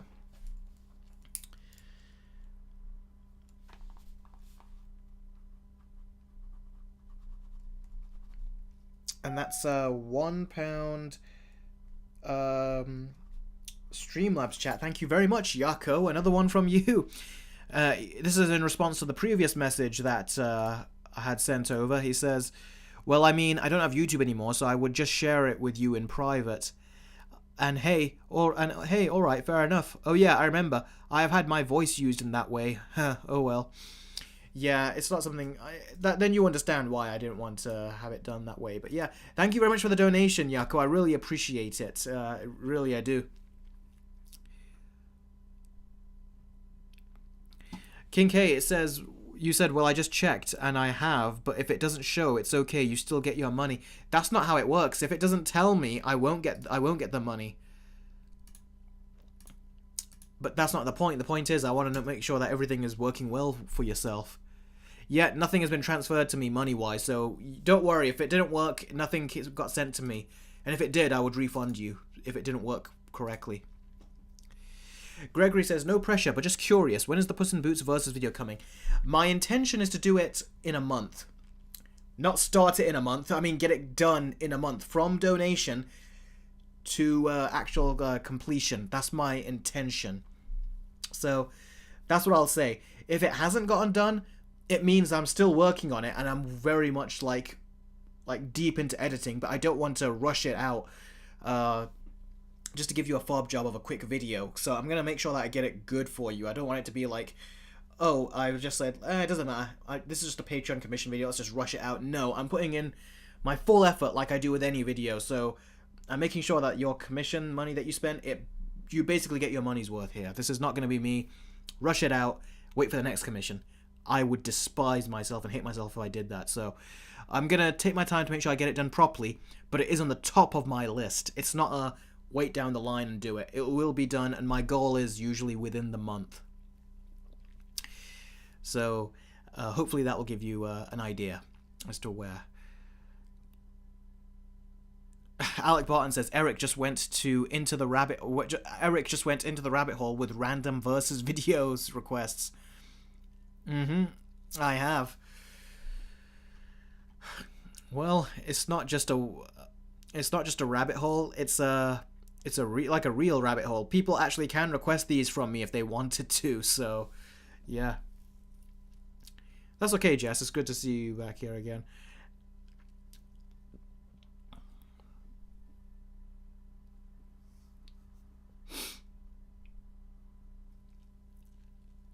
Interesting, Alec Barton. They definitely were interesting web swinging, what it is.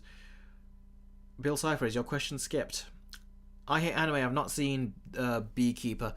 The G Gamer says, can I ask for the pattern slots for higher tiers for quick movie reviews and versus videos? Do we need to stay on those tiers for multiple months or just 1 month for the versus video or movie reviews? You can stay on there for 1 month. That's all you have to do. Stay on it for 1 month. And then if you want me to do another one for you the next month, then stay on. And then I'll see, okay, I've got paid that much. It means that he's still on that tier. He wants me to do another. But you got to email me. You got to be proactive and tell me, okay, I want you to do this versus video with this donation I've done. Then when you've donated again the next month, you could say, okay, now I want you to do this versus video. Or if you want to change your tier, whatever it is, that's basically how it goes. So yeah, you got to stay on there until the money has come out. Once it's come out, I'll start getting to work on it. That's basically how it goes. So like I said, if anyone wants to keep the slot, and let's just say they want to keep it for the rest of their lives, no one else can gain access to that spot then. So you got to make sure that when you have it, keep in mind that if anyone else takes it, it's up for grabs. Once it's up for grabs and it's taken, it's gone. No one else can gain access to it until those people pull out from doing it, basically. And at that point, it's you don't know when someone decides that that's it, I'm done. I don't want to do this anymore. It's like there's no real way of knowing that someone's gonna be like, okay, I don't want this tier anymore. It's entirely up to them. So once it's taken, it's taken.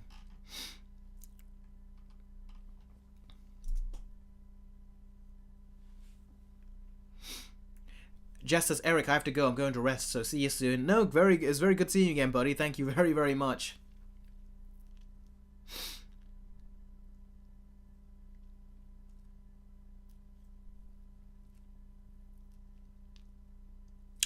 But yeah, the G Gamer, there are a lot of people that say that you need to stay on that for so many months.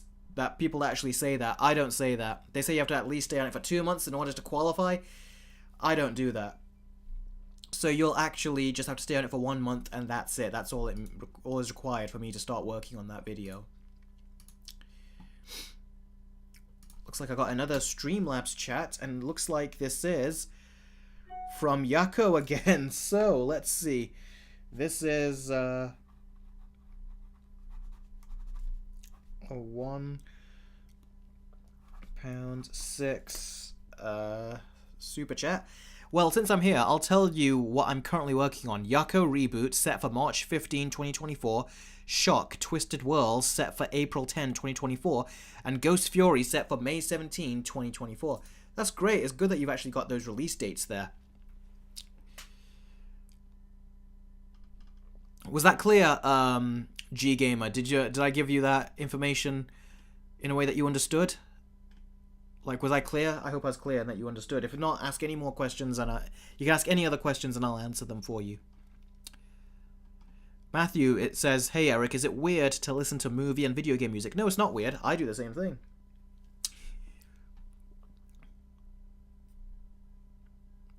King K says, and the weird thing is that I can watch what I paid for, but if you don't get paid, but if you don't get paid, you want me to unsubscribe?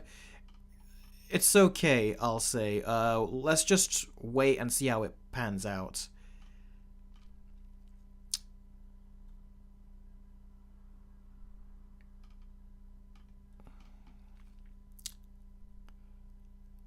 Yen Rai, can you... Quality, that's what you said.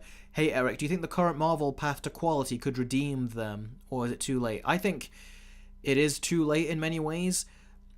But what could save them is if they just come out with banger after banger of movies next, one after the other. But they still have a lot of crap on their list coming up, that things that people don't want to see. So I think it might be too late if they don't just cancel those, quite frankly. Arathon says, what score would you give Life of Brian? I don't know. I've not seen it in a long, long time. So I would give it a 7, I think. I can't remember.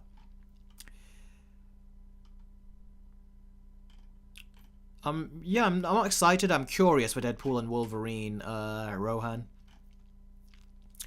Bill Cypher says, hey Eric Carter, I was wondering if you enjoyed the Electro theme from The Amazing Spider-Man 2. I couldn't get super chats because I forgot my damn password. That's okay. I did enjoy the Electro theme, yeah. I even mentioned in my video, my Versus video, that I actually liked the theme, even though a lot of people are very critical of it.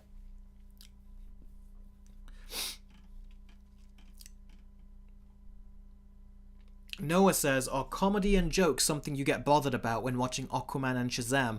I know you're not a fan of it. I don't really mind it if you put it in the right movie. Aquaman and Shazam fit. I don't mind it either. It just depends so long as it fits the tone. Like, if you look at comedy and, say, the Batman Arkham games, or the Christopher Nolan Batman movies, or even the Tim Burton Batman movies, they've got a lot of comedy in there, but it all fits. It's not over the top. It's not jokey, like joke for the sake of a joke. Is very natural, and it doesn't interrupt a serious moment. But Marvel movies, they do that a lot. The MCU movies. The other Marvel movies don't, but a lot of the MCU movies do. And that's the big problem about it. So yeah, if the comedy is done right, it's fine. But if it's not, then yeah, I'm gonna get critical over it. G Gamer says yes, understood. That's good, buddy. I'm glad that you understood it.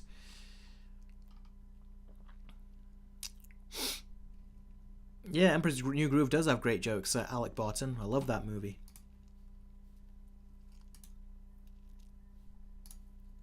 Has a new Streamlabs chat come in, or is that the previous one that it just notified me of? Yeah, it's just the previous one. Wow, Yako and King of the Monsters have been doing all the Streamlab chats today. Thanks very much, guys. Like I said, all these super chats and Streamlabs chats, they really do help me make a living and a wage out of this, so I really do appreciate it.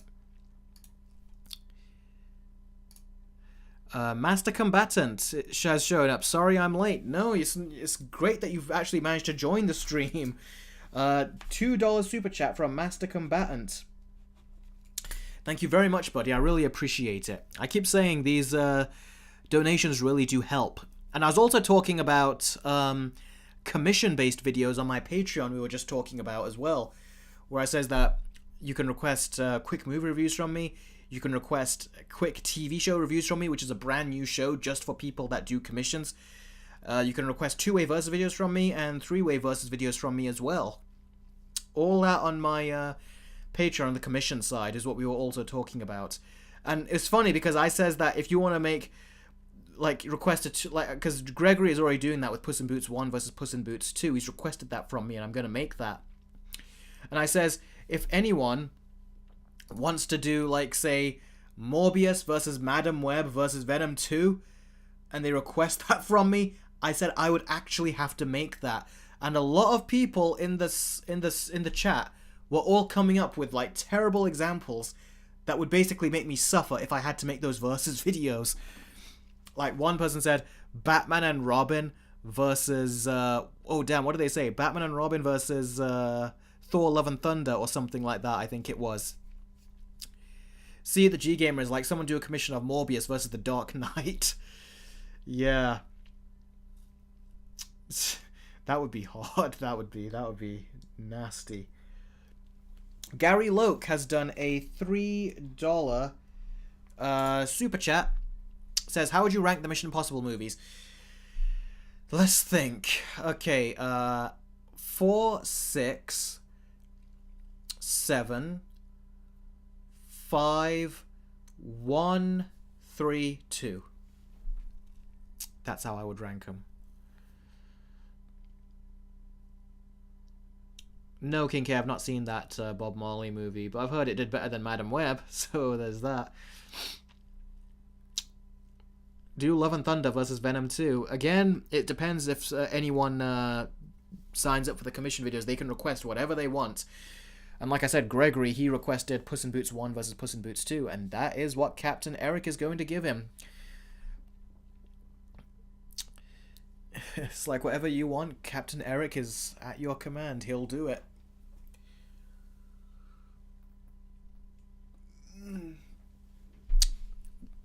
The G Gamer question, Eric, for a late Valentine's Day question, what's your favorite movie / TV show couple? I don't really know. I was thinking about this because I can't remember if it was you that asked me this or someone else. But when they asked me, I didn't answer it because I was like, I don't know. Like, genuinely, I do not know which couple is my favorite. Because all couples have some BS going on in movies. Yes, I have heard of the 2 new animated Avatar movies. I've heard of them for a while, and I'm really looking forward to it. I don't know what couple to give, honestly.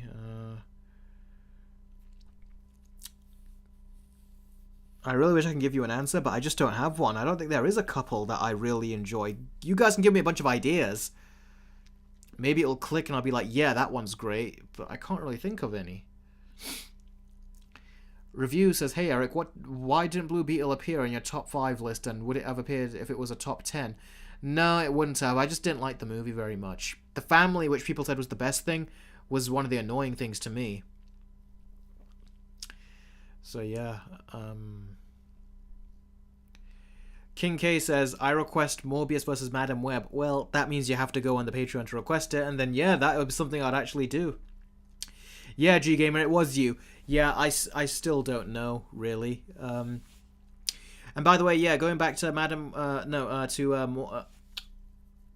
Blue Beetle, I did like the climactic battle. I did think that there was some fun in that, and the explosions looked really nice.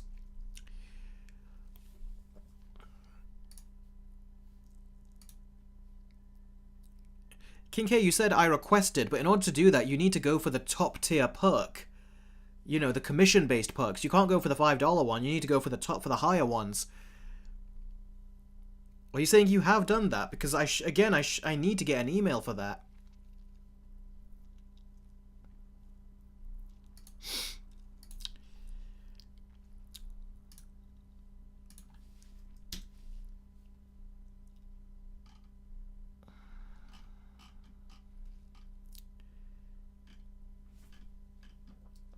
It's not coming through. Master Combatant has done a $2 super chat. Thank you very much, buddy. You've only been here for like just a couple of minutes and already you're doing like 2 super chats. Reviews, I said I loved Blue Beetle as a character. If you watch Young Justice, I loved Blue Beetle as a character. I didn't say I loved the movie. That wasn't even out at the time.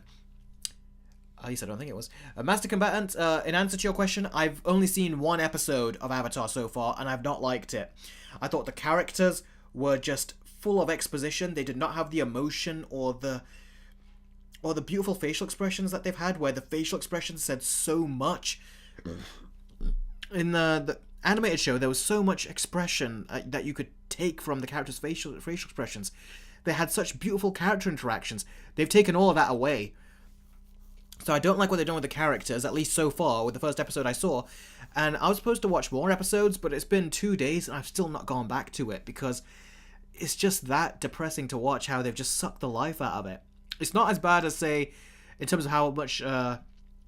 Night Shyamalan sucked the life out of it, but it's still not good like it should be. It just doesn't feel right. It feels like a Disney live-action remake is what I felt immediately after I saw it.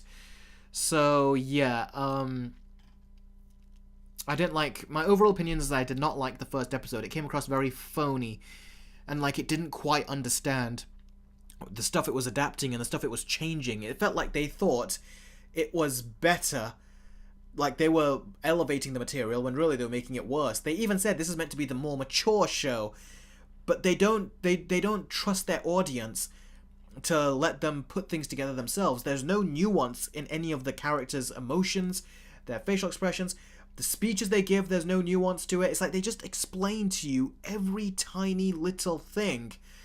And it's like, is this meant to be for the older audiences? Because I feel like the animated show was treating me with more respect, and it was not talking down to me, as opposed to this show, which feels like it very much is talking down to you. That's all I got. That's what I got from the first episode, and there's a lot of examples I've got as well, which I'll show, of why it's just not good. In comparison, it's very sad. Bob the Builder, yes. If someone paid me for commission on Patreon to do Fight Club versus My Little Pony, yes, I actually would do that as well. I feel like I've really opened a Pandora's box here. That's not a comparison I thought I would ever have to see. Yes, Tanner, I think I've answered your question earlier. I have watched it and I loved that Batman 2004 animated series. Yeah, Alec Barton, Korra was the more mature show, even though I don't think it was the better show. It was still fun. King Case, I just wanted to scare you. Scare me about what? Oh, so you basically have not... Have you not donated to me on Patreon? Is that what you're saying? And then you were saying this whole time that you had, just so you could scare me? I wasn't scared. I was just hoping that you didn't get ripped off. That, you know, you paid for something and it wasn't coming through and they charged you and nothing happened. But yeah, Tanner, I did love that show. I used to watch it so many times. I still watch it on occasion as well, so loved it. I liked how it tied into the Justice League later as well. I could have watched it go on for longer, but it didn't, so... Let's see here...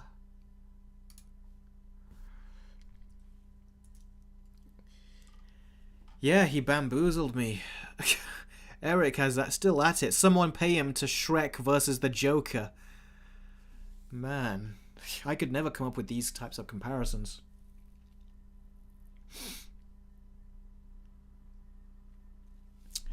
Like I said, on Patreon, there's only a few spots open, so once people have taken it, no one else can take it, so get them while you can before they go, and no one can take them. Let's see. Master Combatant, a $5 super chat. Thank you very, very much. Says, as a soon-to-be comic book writer, hopefully, I really wish you the best, buddy. I really do. May I have some objective advice from a writing standpoint? You want objective advice about what kind of writing advice do you want? I need to know a bit more, because that's very vague. I'd say be very tight with your writing. Don't let there be... Make sure everything counts. Don't make sure that you don't just have a bunch of padding in there, because that's something that a lot of people hate, myself included. It should not be padding. If it's character development, it should not feel like padding. It should feel like it's necessary. Tanner says, for the Patreon, is it just movies, verses, or shows as well? By the way, Master Combatant, thank you very much for the $5 super chat. I can give you more advice, but you need to tell me exactly what, because like I said, it's very broad. I don't know what to really hone in on unless I get, you know, you tell me what advice you want on what advice you want on what topic or subject. Be more specific is what I mean, and I'll answer. Tanner, going back to your question, for the Patreon, is it just movies, verses, or shows as well? It's movies, like quick movie reviews. I've got a new quick TV show reviews, which is exclusive for anyone who requests it from me on Patreon, where I get to watch a TV show that you want me to watch, and I'll review it. And yes, Loki is one of them. So if someone wants me to do Loki and Loki Season 2, that's something I'll do. And yes, it is for versus videos as well. So yeah, movies, TV shows, versus videos. And there's even an option for a three-way versus videos there. And you guys know how much those take a lot of work to make, so... yeah, they're there, don't worry. You can basically ask for me whatever you want. So head on over there. I've got them listed, and I've got the descriptions there for them as well. And yeah, you can do it just as a one-off, or you can do it every single month and get a requested video from me every single month. All that is available, but you just got to get in there before everyone else does. And as soon as I make the announcement on my YouTube channel, I think at that point they will start to get taken up. So you're going to want to make sure that you get a slot and you can hold on to it, because those slots can go very quickly. Now, I think I've been getting a couple of Streamlabs chats. I need to answer those. So let's see.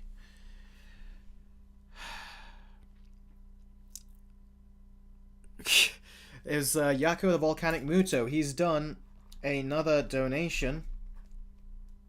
And it's a £1 donation. And he goes...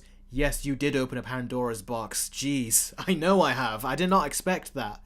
So many people coming up with all these ideas of versus videos for me to make from the commission side of Patreon. People saying they can get me to watch TV shows that I was like I wasn't going to see. All that stuff.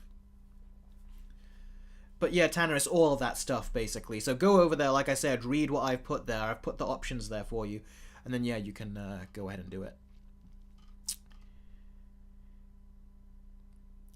Eric, yes, you can. When it says, can we pay you to review a show? That is something I've done exclusively for the commission side on Patreon. So yeah, if you say to me that you want me to... say if you go for the commission that says, I'll review a show, quick show reviews, that's a new show, that is something that, yes, I will do. So if there's any show you want me to watch, and you want to know my thoughts on it, I probably would never have watched it prior, but if you do go for that commission, then yes, I will. I will watch it and I'll review it on YouTube. So yeah, you can.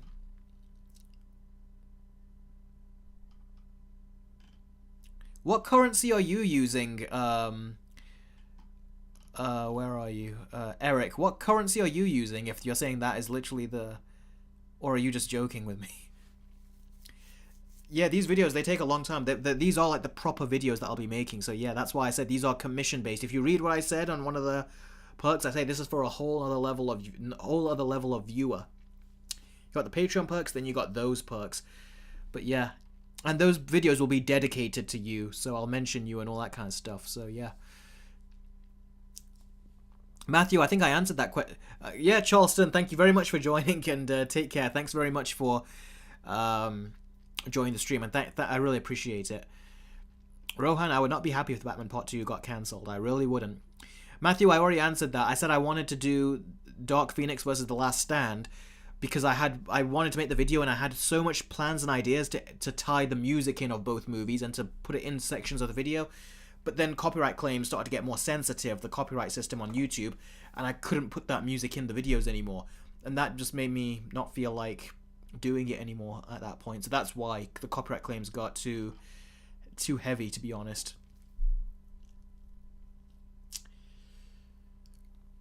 Jacob says, before I leave the stream, what title is better, Morbis or More BS? More BS is kind of like, not only works great there, doesn't only work great with that, with the title of the Morbius, but it also works great with all the other Sony Marvel movies that they're making. It's like More BS. So that's a very good title. Works in two ways, not just one. Eric says, My Little Pony versus the Batman. Yeah, if someone commissioned that, I would actually make it. Alec Barton says, do you see how bad the new Avatar The Last Airbender game is? Yes, I did. It was such a shame. The fan-made game looked a lot better, which is shocking. The G Gamer says, a better versus video of someone... Where'd that go?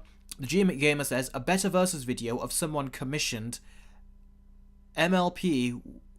What does that mean, MLP, the G Gamer? A better versus video of someone... A better versus video if someone commissioned would be Transformers 1. Orangutan, I swear you're doing this just to get to me. You really want to see me suffer, you guys, don't you? Orangutan says, hey, here's some versus video ideas for anyone getting the perk. Number 1, Cars Trilogy versus video. Number 2, Planes versus video. Hope the money was worth it. I hope so too. Maybe I should raise my prices. You guys are coming up with I thought this could be nice. I didn't know you guys would want to see me suffer. I thought you'd be like, Eric, check these 2 great movies out. Not Eric, check these 3 worst movies out. You guys. Okay, let's see here. Master Combatant has done a $10 super chat. Seriously, thank you very, very much. This really does help. Advice in terms of things like reducing exposition, balancing different types of tones, monologuing, etc. I think I'm decent at developing characters, relationships, and pacing.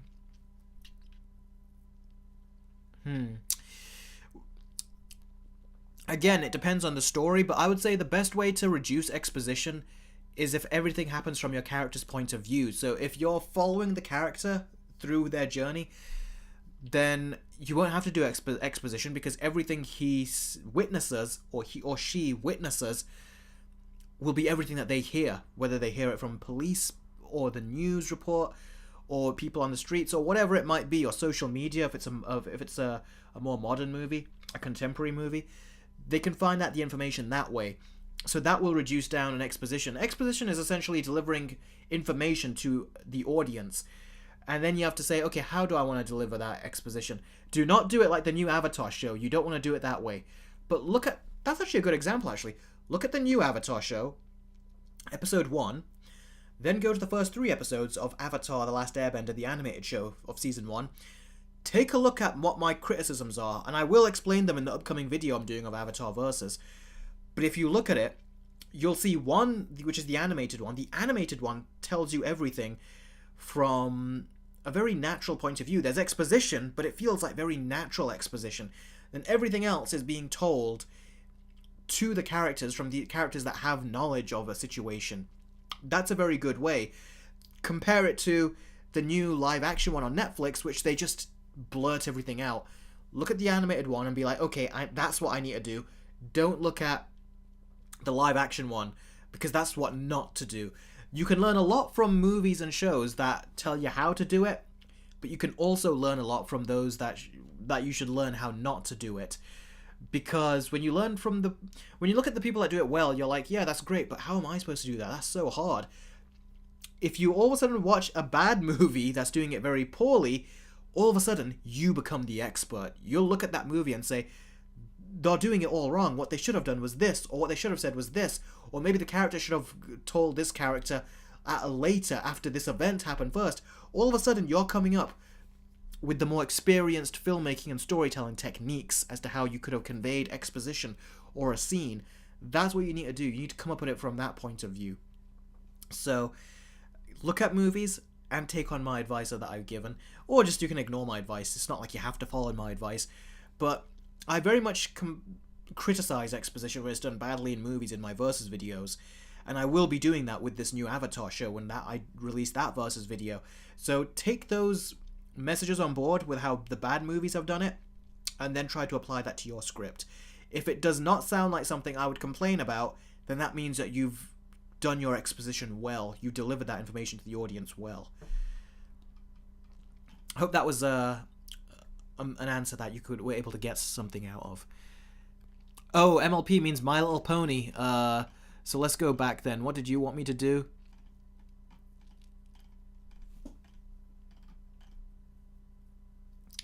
Jurassic Park was My Little Pony, was it? That would be funny, wouldn't it? Okay, which is better, the Raid 2 or The Night Comes For Us? The Raid 2, Arathon. Okay, people keep coming up with more ideas of what potential versus videos. Okay, yes, I did see the new Superman logo. Looks interesting, but let's see how it looks on the actual suit, then I'll talk about it. Okay, I got another Streamlabs chat. I saw that when I was answering Master Combatant's his super chat. So let's see. This is from, again, Yako the Volcanic Muto. Seriously, buddy. Thank you very much for your generosity. Seriously. Who says, final donation, lol. The commission sounds like fun, but I really don't want to overwhelm you since so many people would have joined in. To be honest, the movies I would have wanted you to review, I'd rather you give me the score, pros, and cons in Patreon chat. Yeah, that could be done, but don't worry, you're not going to overwhelm me by buying those, because I put limits on it. I put limit numbers, so I know what I'm capable of, and I've looked at the perks that I'm giving, the commissions, and I put a limit on it. So if you do, say, get a quick movie review, which is my cheapest of the commissions, I can do the review for you, and I'll dedicate it to you with your name, or your username, or your real name, whatever you want me to do. So don't worry, I've put a cap on all of them, so not too many people can donate to those.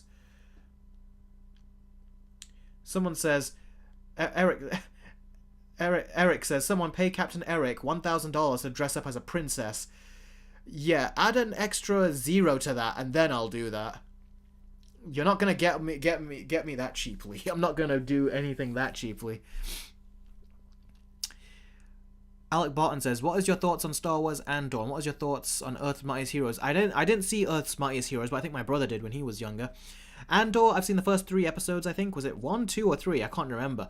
It's been such a long time since I've gone back to it. But yeah, I never continued. It's just, pacing-wise, I think it was too slow. Too slow on things that I feel like the Clone Wars did much better. It's the same political speak, but the Clone Wars did it so much better than Andor. Andor just made it feel boring.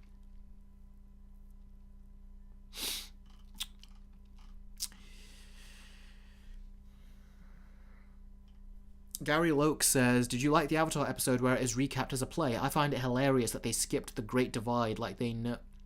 I find it hilarious that they skipped the Great Divide like they know how unimportant it is.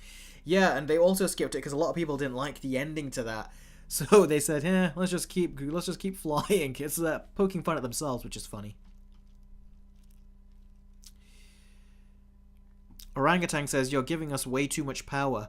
Well, yeah, so like I said, it all comes down to what you guys want to donate and what you want to, because remember, all of this goes towards supporting the channel at the end and helping me do this for a living. And if it means I can make a living by doing this for you guys, making versus videos that no one else would want to see but just you guys do, that is a happy life to me. If I could make a living just doing that, I would be happy. So yeah. Eric says, I'm going to rob a bank and pay you looks like $1 billion. Nah, I won't go to jail for that. Yeah. Oh well. Have you seen Whiplash? What do you think? I saw it years ago. I thought it was a good movie. I thought it ended. I would have liked it to continue going, but it just ended, which is a shame. But yeah, I still liked it. Movie King 3000. Eric, what would you want Spider-Man 4 to be? Grounded movie or another multiverse movie? I hope it's the former. I hope it's the former too, but I don't trust Kevin Feige to deliver that former, if you know what I mean. So, yeah. Looks like I got another Streamlabs chat. Yako, I thought that was the final donation. Okay, final donation this time. Haha. I must try to save money. Anywho, if I could ask, I take it that the commissions are just for Hollywood movies and not our own, yes? Just making sure. Yes, it's for Hollywood movies. Yeah, I can't... I don't really know. It would, first of all, I don't even know. Those movies are going to be harder to critique because they are very low budget. You're just editing them on your computer with images that you've got and some like 3D models and stuff. That's not the kind of movies that I'm looking at dissecting and stuff. So it has to be movies. That's what I'm passionate about. So if you say made an indie movie, like an actual indie movie, then yeah, I would dissect that. But home movies like with CGI and all that kind of stuff, that's not the kind I'm talking about. But yeah, Hollywood movies basically. And thank you, Yako, for the donation again. I really appreciate that. Let's go back to the stream.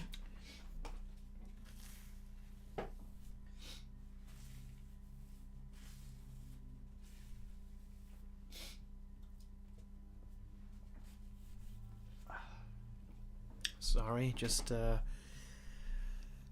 my lips was stinging so much I couldn't tell that my nose was actually leaking.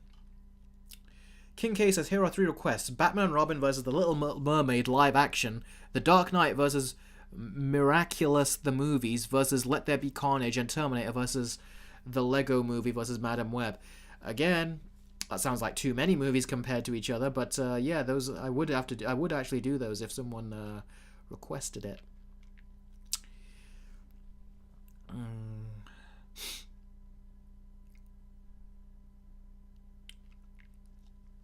The Movie King 3000 says, bro, I just realized, is anyone even excited about the Oscars? Because I haven't heard anything about it. Yeah, the Oscars are going to happen in, is it March? Middle of March or something? I don't know. Master Combatant is at it again, and he's done a $20 super chat. Thank you very, very much. Master Combatant says, okay, thank you for the advice. I'll keep that stuff in mind. I know things like too much exposition can be boring, but the reason I asked was to try to figure on a way to handle the world building in my universe. Again, world building, if you want to know that, Avatar again. They got tons of world building. They're constantly traveling around. There's a way to do it. There's a way to make it exciting, to make it feel fresh. And then there's a way to do it like the new one, where it just feels very like robotically. You're just world building, and the characters don't feel like they're really traveling like it's a true adventure. I keep saying there's a lot to learn through that. The way they did it is very smart. Bob the Builder says, I wish other YouTubers like you did these kinds of streams. Oh, that's nice. Don't other YouTubers do streams like this? I thought they do. Probably, maybe I was wrong. The G Gamer says, I'm already having so many ideas of reviews and versus videos to commission. Yeah, like I said, the 3-way versus video is the highest commission perk, and yeah, that is the one that's going to be the hardest to do. There is only, do you know how hard it is to do that? I've only given it 1 spot on Patreon, so only 1 person can take the 3-way versus video perk, and then once it's taken, let's just say if that person decides to keep that perk and have me make a 3-way versus video for them every single month, no one else can request that perk. Even if that person says, I want to make a 3-way versus video, I want to commission a 3-way versus video for the rest of my life, that means no one else is able to get that perk. So that's what I mean when I say that these perks, I've got them very limited, these commission-based perks. So keep in mind that these perks are very limited. Once they're taken, they're gone. And if you want to make sure that you can hold on to it, that's something you've also got to keep in mind for yourself as well. Because like I said, once they're gone, I can't make open slots for anyone else because I know I wouldn't be able to accommodate those. So bear that in mind, that I've only got very few slots here.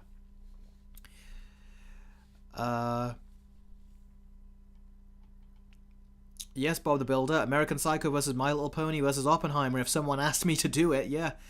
Matthew says, what are your thoughts on the Maze Runner trilogy?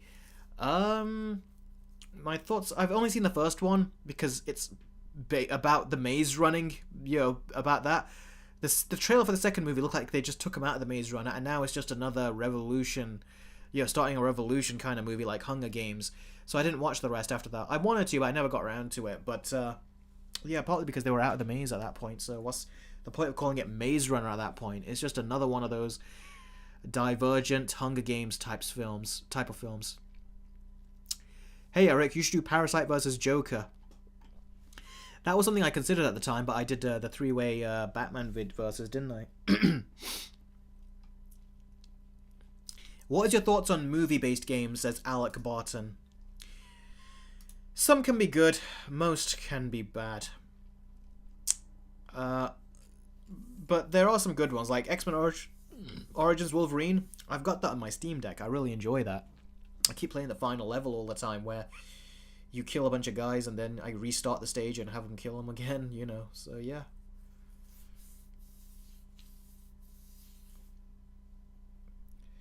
Okay, I'm getting a bit tired, I'm getting also a bit hungry, and my lips are hurting and stinging. Well, my top lip is.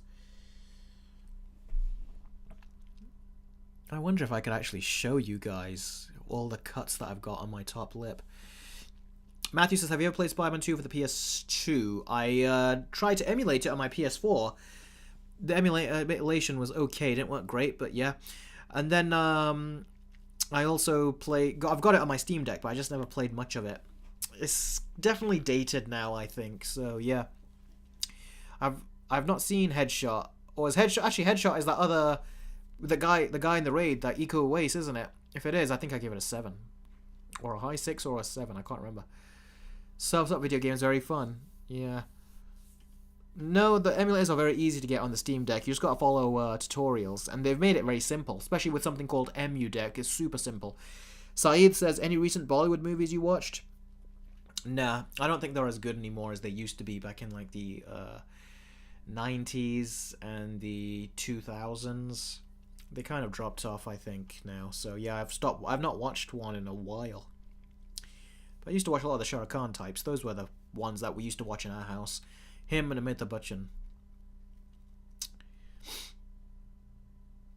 Zaid says, Eric, I think you should do Bird Box versus A Quiet Place. Haven't I done that already? I have done that. Let me see.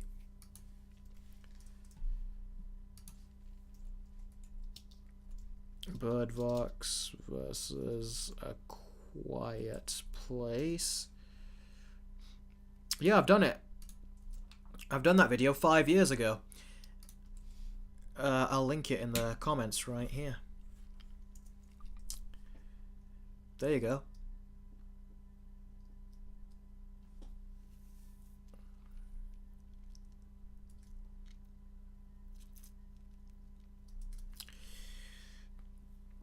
So yes, I've already done that. Alright, Eric, I'm gonna go to bed. Can you please answer my question from earlier? Thanks, says Sento Fan. Okay, let me have a look. Where is your question from earlier?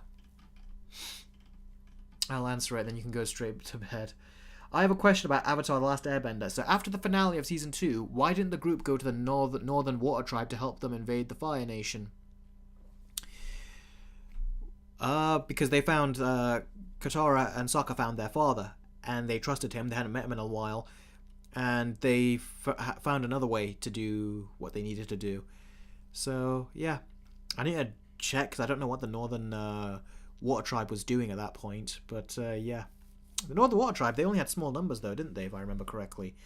So, yeah, they rallied up with their father, who was the one who was trying to come up with the plans.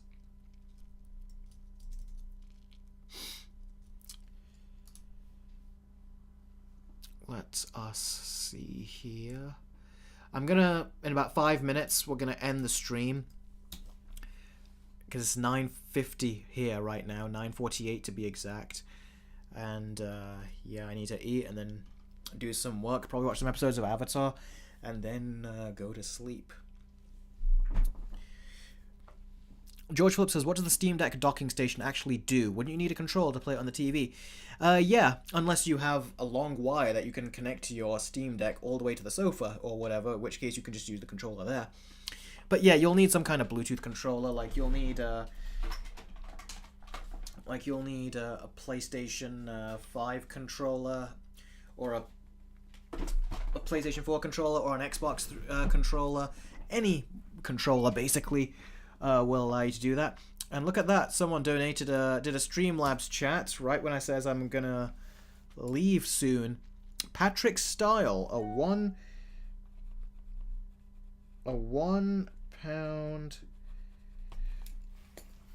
Streamlabs chat. Have you heard of the new Black Myth Wukong game that's coming out this August? This game looks absolutely incredible, and I'm really excited for it as I'm a huge fan of Sun Wukong. I hope I'm pronouncing this right. Just wondering if you'd be interested in playing it. I've never even heard of this game, I don't think. Let me quickly search it up. Oh, I've seen that go around, images of this, but no, I didn't know it was a popular franchise. Yeah, I didn't know that. No, not something I'm going to play, because I've got other games I need to catch up on. I still need to play, like, ones I've got in my Steam library, older ones. So if I have time to play, I'm going to play those. But right now, I am swamped with work, so I've got to do all that, basically. Yax, you're sorry you're late. I actually said I was going to leave, in about 5 minutes. So at least you're here. Try to get your questions in. I'll answer them before I leave.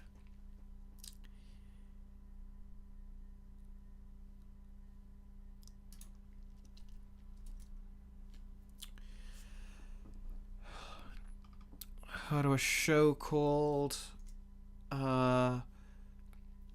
Moral what? This heart is in the bloody way. Moral Oral. Let's see. Moral Orel. A lot of people are talking about. I haven't heard of that, I don't think. Vilka says, what made Ozai a great villain to you? Because he was a pure evil villain. He was a pure evil villain, but he felt like a real-life dictator. Someone who was drawn by evil, someone who was drawn by... Like, he was intelligent up there. It wasn't and it was also very good because he was continuing off of the generation of his forefathers and what they were doing, and it just shows he wasn't just evil. When you look at the way he was treating Azula, then how he was treating Zuko, there's a lot of subtext there, and that was very fascinating, and the relationship that he has with Zuko and everything, it really added a lot to it, and their backstories too, like when he was trying to take the place... Oh, like when his brother, when Uncle Iroh lost his son, and he tries to take advantage of that with his father and everything. It's like, it's interesting what his character, how devious his character was. So yeah, it was a great villain.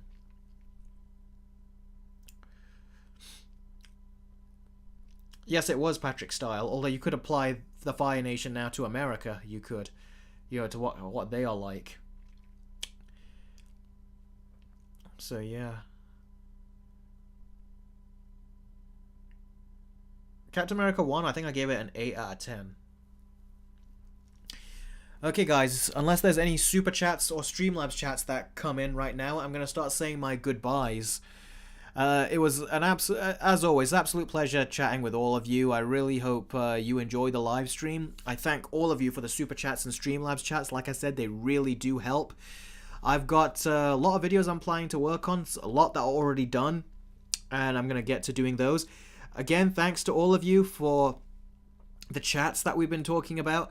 Thank you all for being very kind, as always. We've always got a very kind community here that always respects each other's opinions, and I really do enjoy having a community like that. Like I said, I keep saying this, I am the luckiest YouTuber to have such a great community such as you guys. So, thank you very, very much. And I don't know what's going to happen. Okay, there you go. Speaking of which, Master Combatant has just done a donation. A $5 donation. Let's quickly just write that down and answer that question.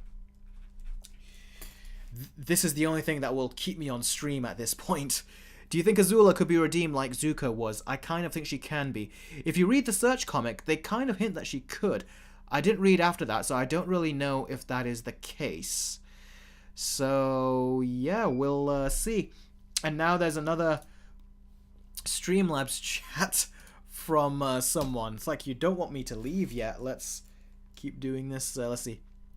Just wondering a few things about your personal life. Besides YouTube, do you work someplace else? And politically, where do you lean in terms of left and right? Okay, let's quickly see. That's such a deep question for just £1, $1. Let's just quickly put this in.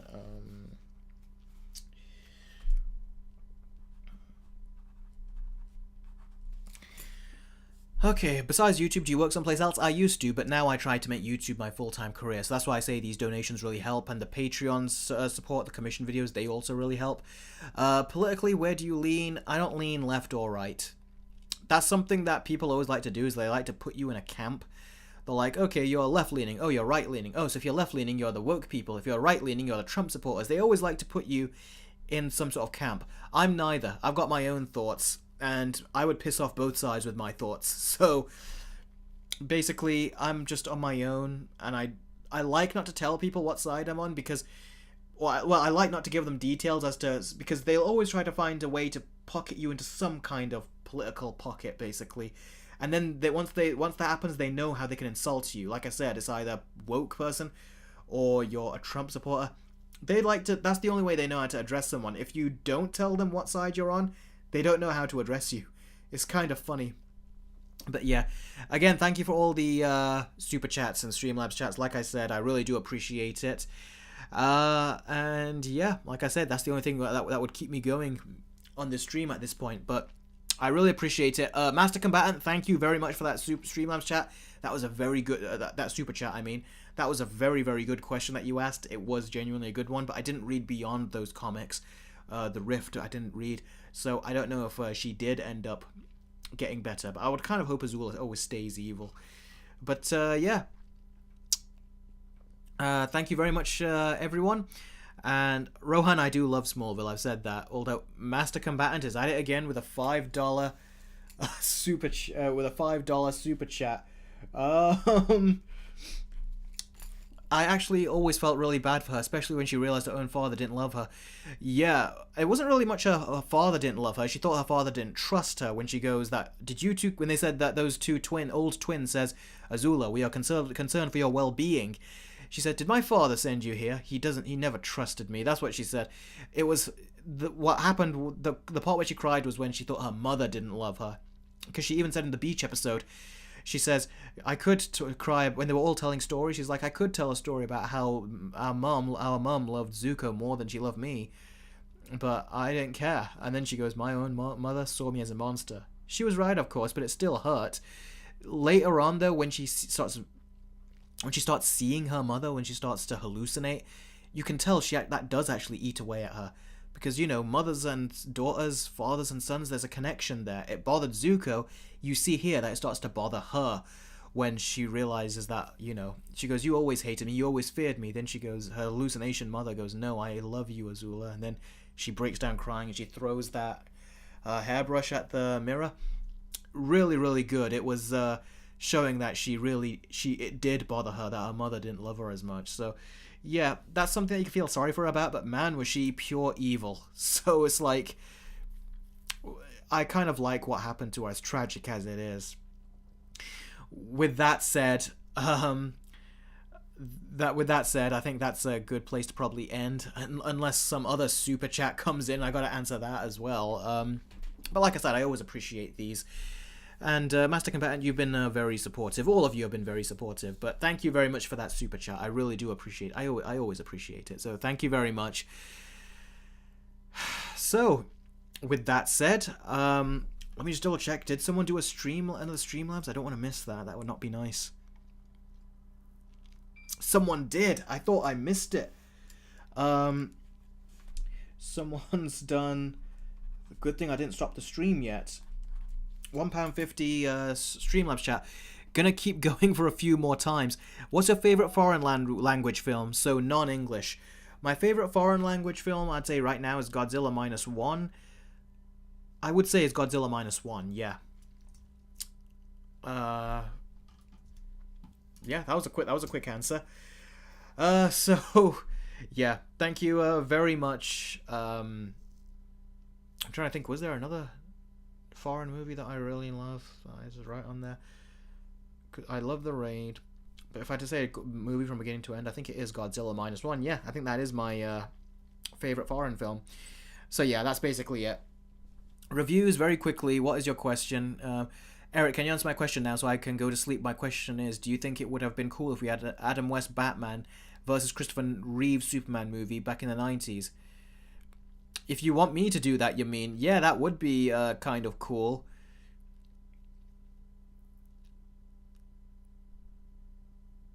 I don't know, understand your question properly the more I look at it. I'm sorry, buddy. I just don't. Let's see. Ask it again and I'll do it. Blimey. Masked. You guys just don't want me to leave. Masked Hoodie 948 says, "Hey Eric, good to hear from you. Sorry, I just joined." Oh, that's. I'm sorry that you just joined, but at the same time, thank you very much, buddy, for giving me the $9 super chat. That is so generous of you. Thank you very, very much. Let's just write that down. That's your 5th super chat on a live stream, so thank you very much. And I've also got what looks like another Streamlabs chat. I did say this is the only thing that would keep me here at this point, because I don't want to ignore your super chats or Streamlabs chats. So like I said, I will answer it if you have those going. One last time, it's getting late for you. Godzilla x Kong: The New Empire is the first Godzilla movie to be shot in IMAX format. Will that convince you to go to the cinema? It would if I had an IMAX cinema near me, but I don't. I got a baby one, they call it the baby IMAX, which is not that much bigger to other big screens. I've got that, which is about half hour, 45 minutes away, but I haven't got the big IMAX. That's about 2 hours away, driving wise. So yeah, Reviews as far as thank you again for that Streamlab chat. I really appreciate it. Reviews has reposted his question. Eric, do you think it would have been cool if we had an Adam West Batman versus Christopher Reeve Superman back in the 90s? No. I think it would have been cooler if we had a Michael Keaton Batman versus Christopher Reeve's Batman. Because didn't Superman 4 come out in the late 80s? And that's kind of when Batman came out, 1989. So, yeah, he was still making Superman movies at that point. That would have been a cool crossover, so I think that would have been the best one. Matthew says, end it. I can't leave until you leave. Well, when people keep giving me super chats, it's rude to just say, okay, thank you for paying me, for donating to me. I'm not going to answer your question, though. That's just kind of rude, so I had to just do it. Anyway, now I'm going to say my goodbyes again, unless someone somehow just ends up doing another one so quick. But 29 of you watching still at this point. Thank you very much, everyone. I really do appreciate all of you. And I'll catch all of you very soon. Take care.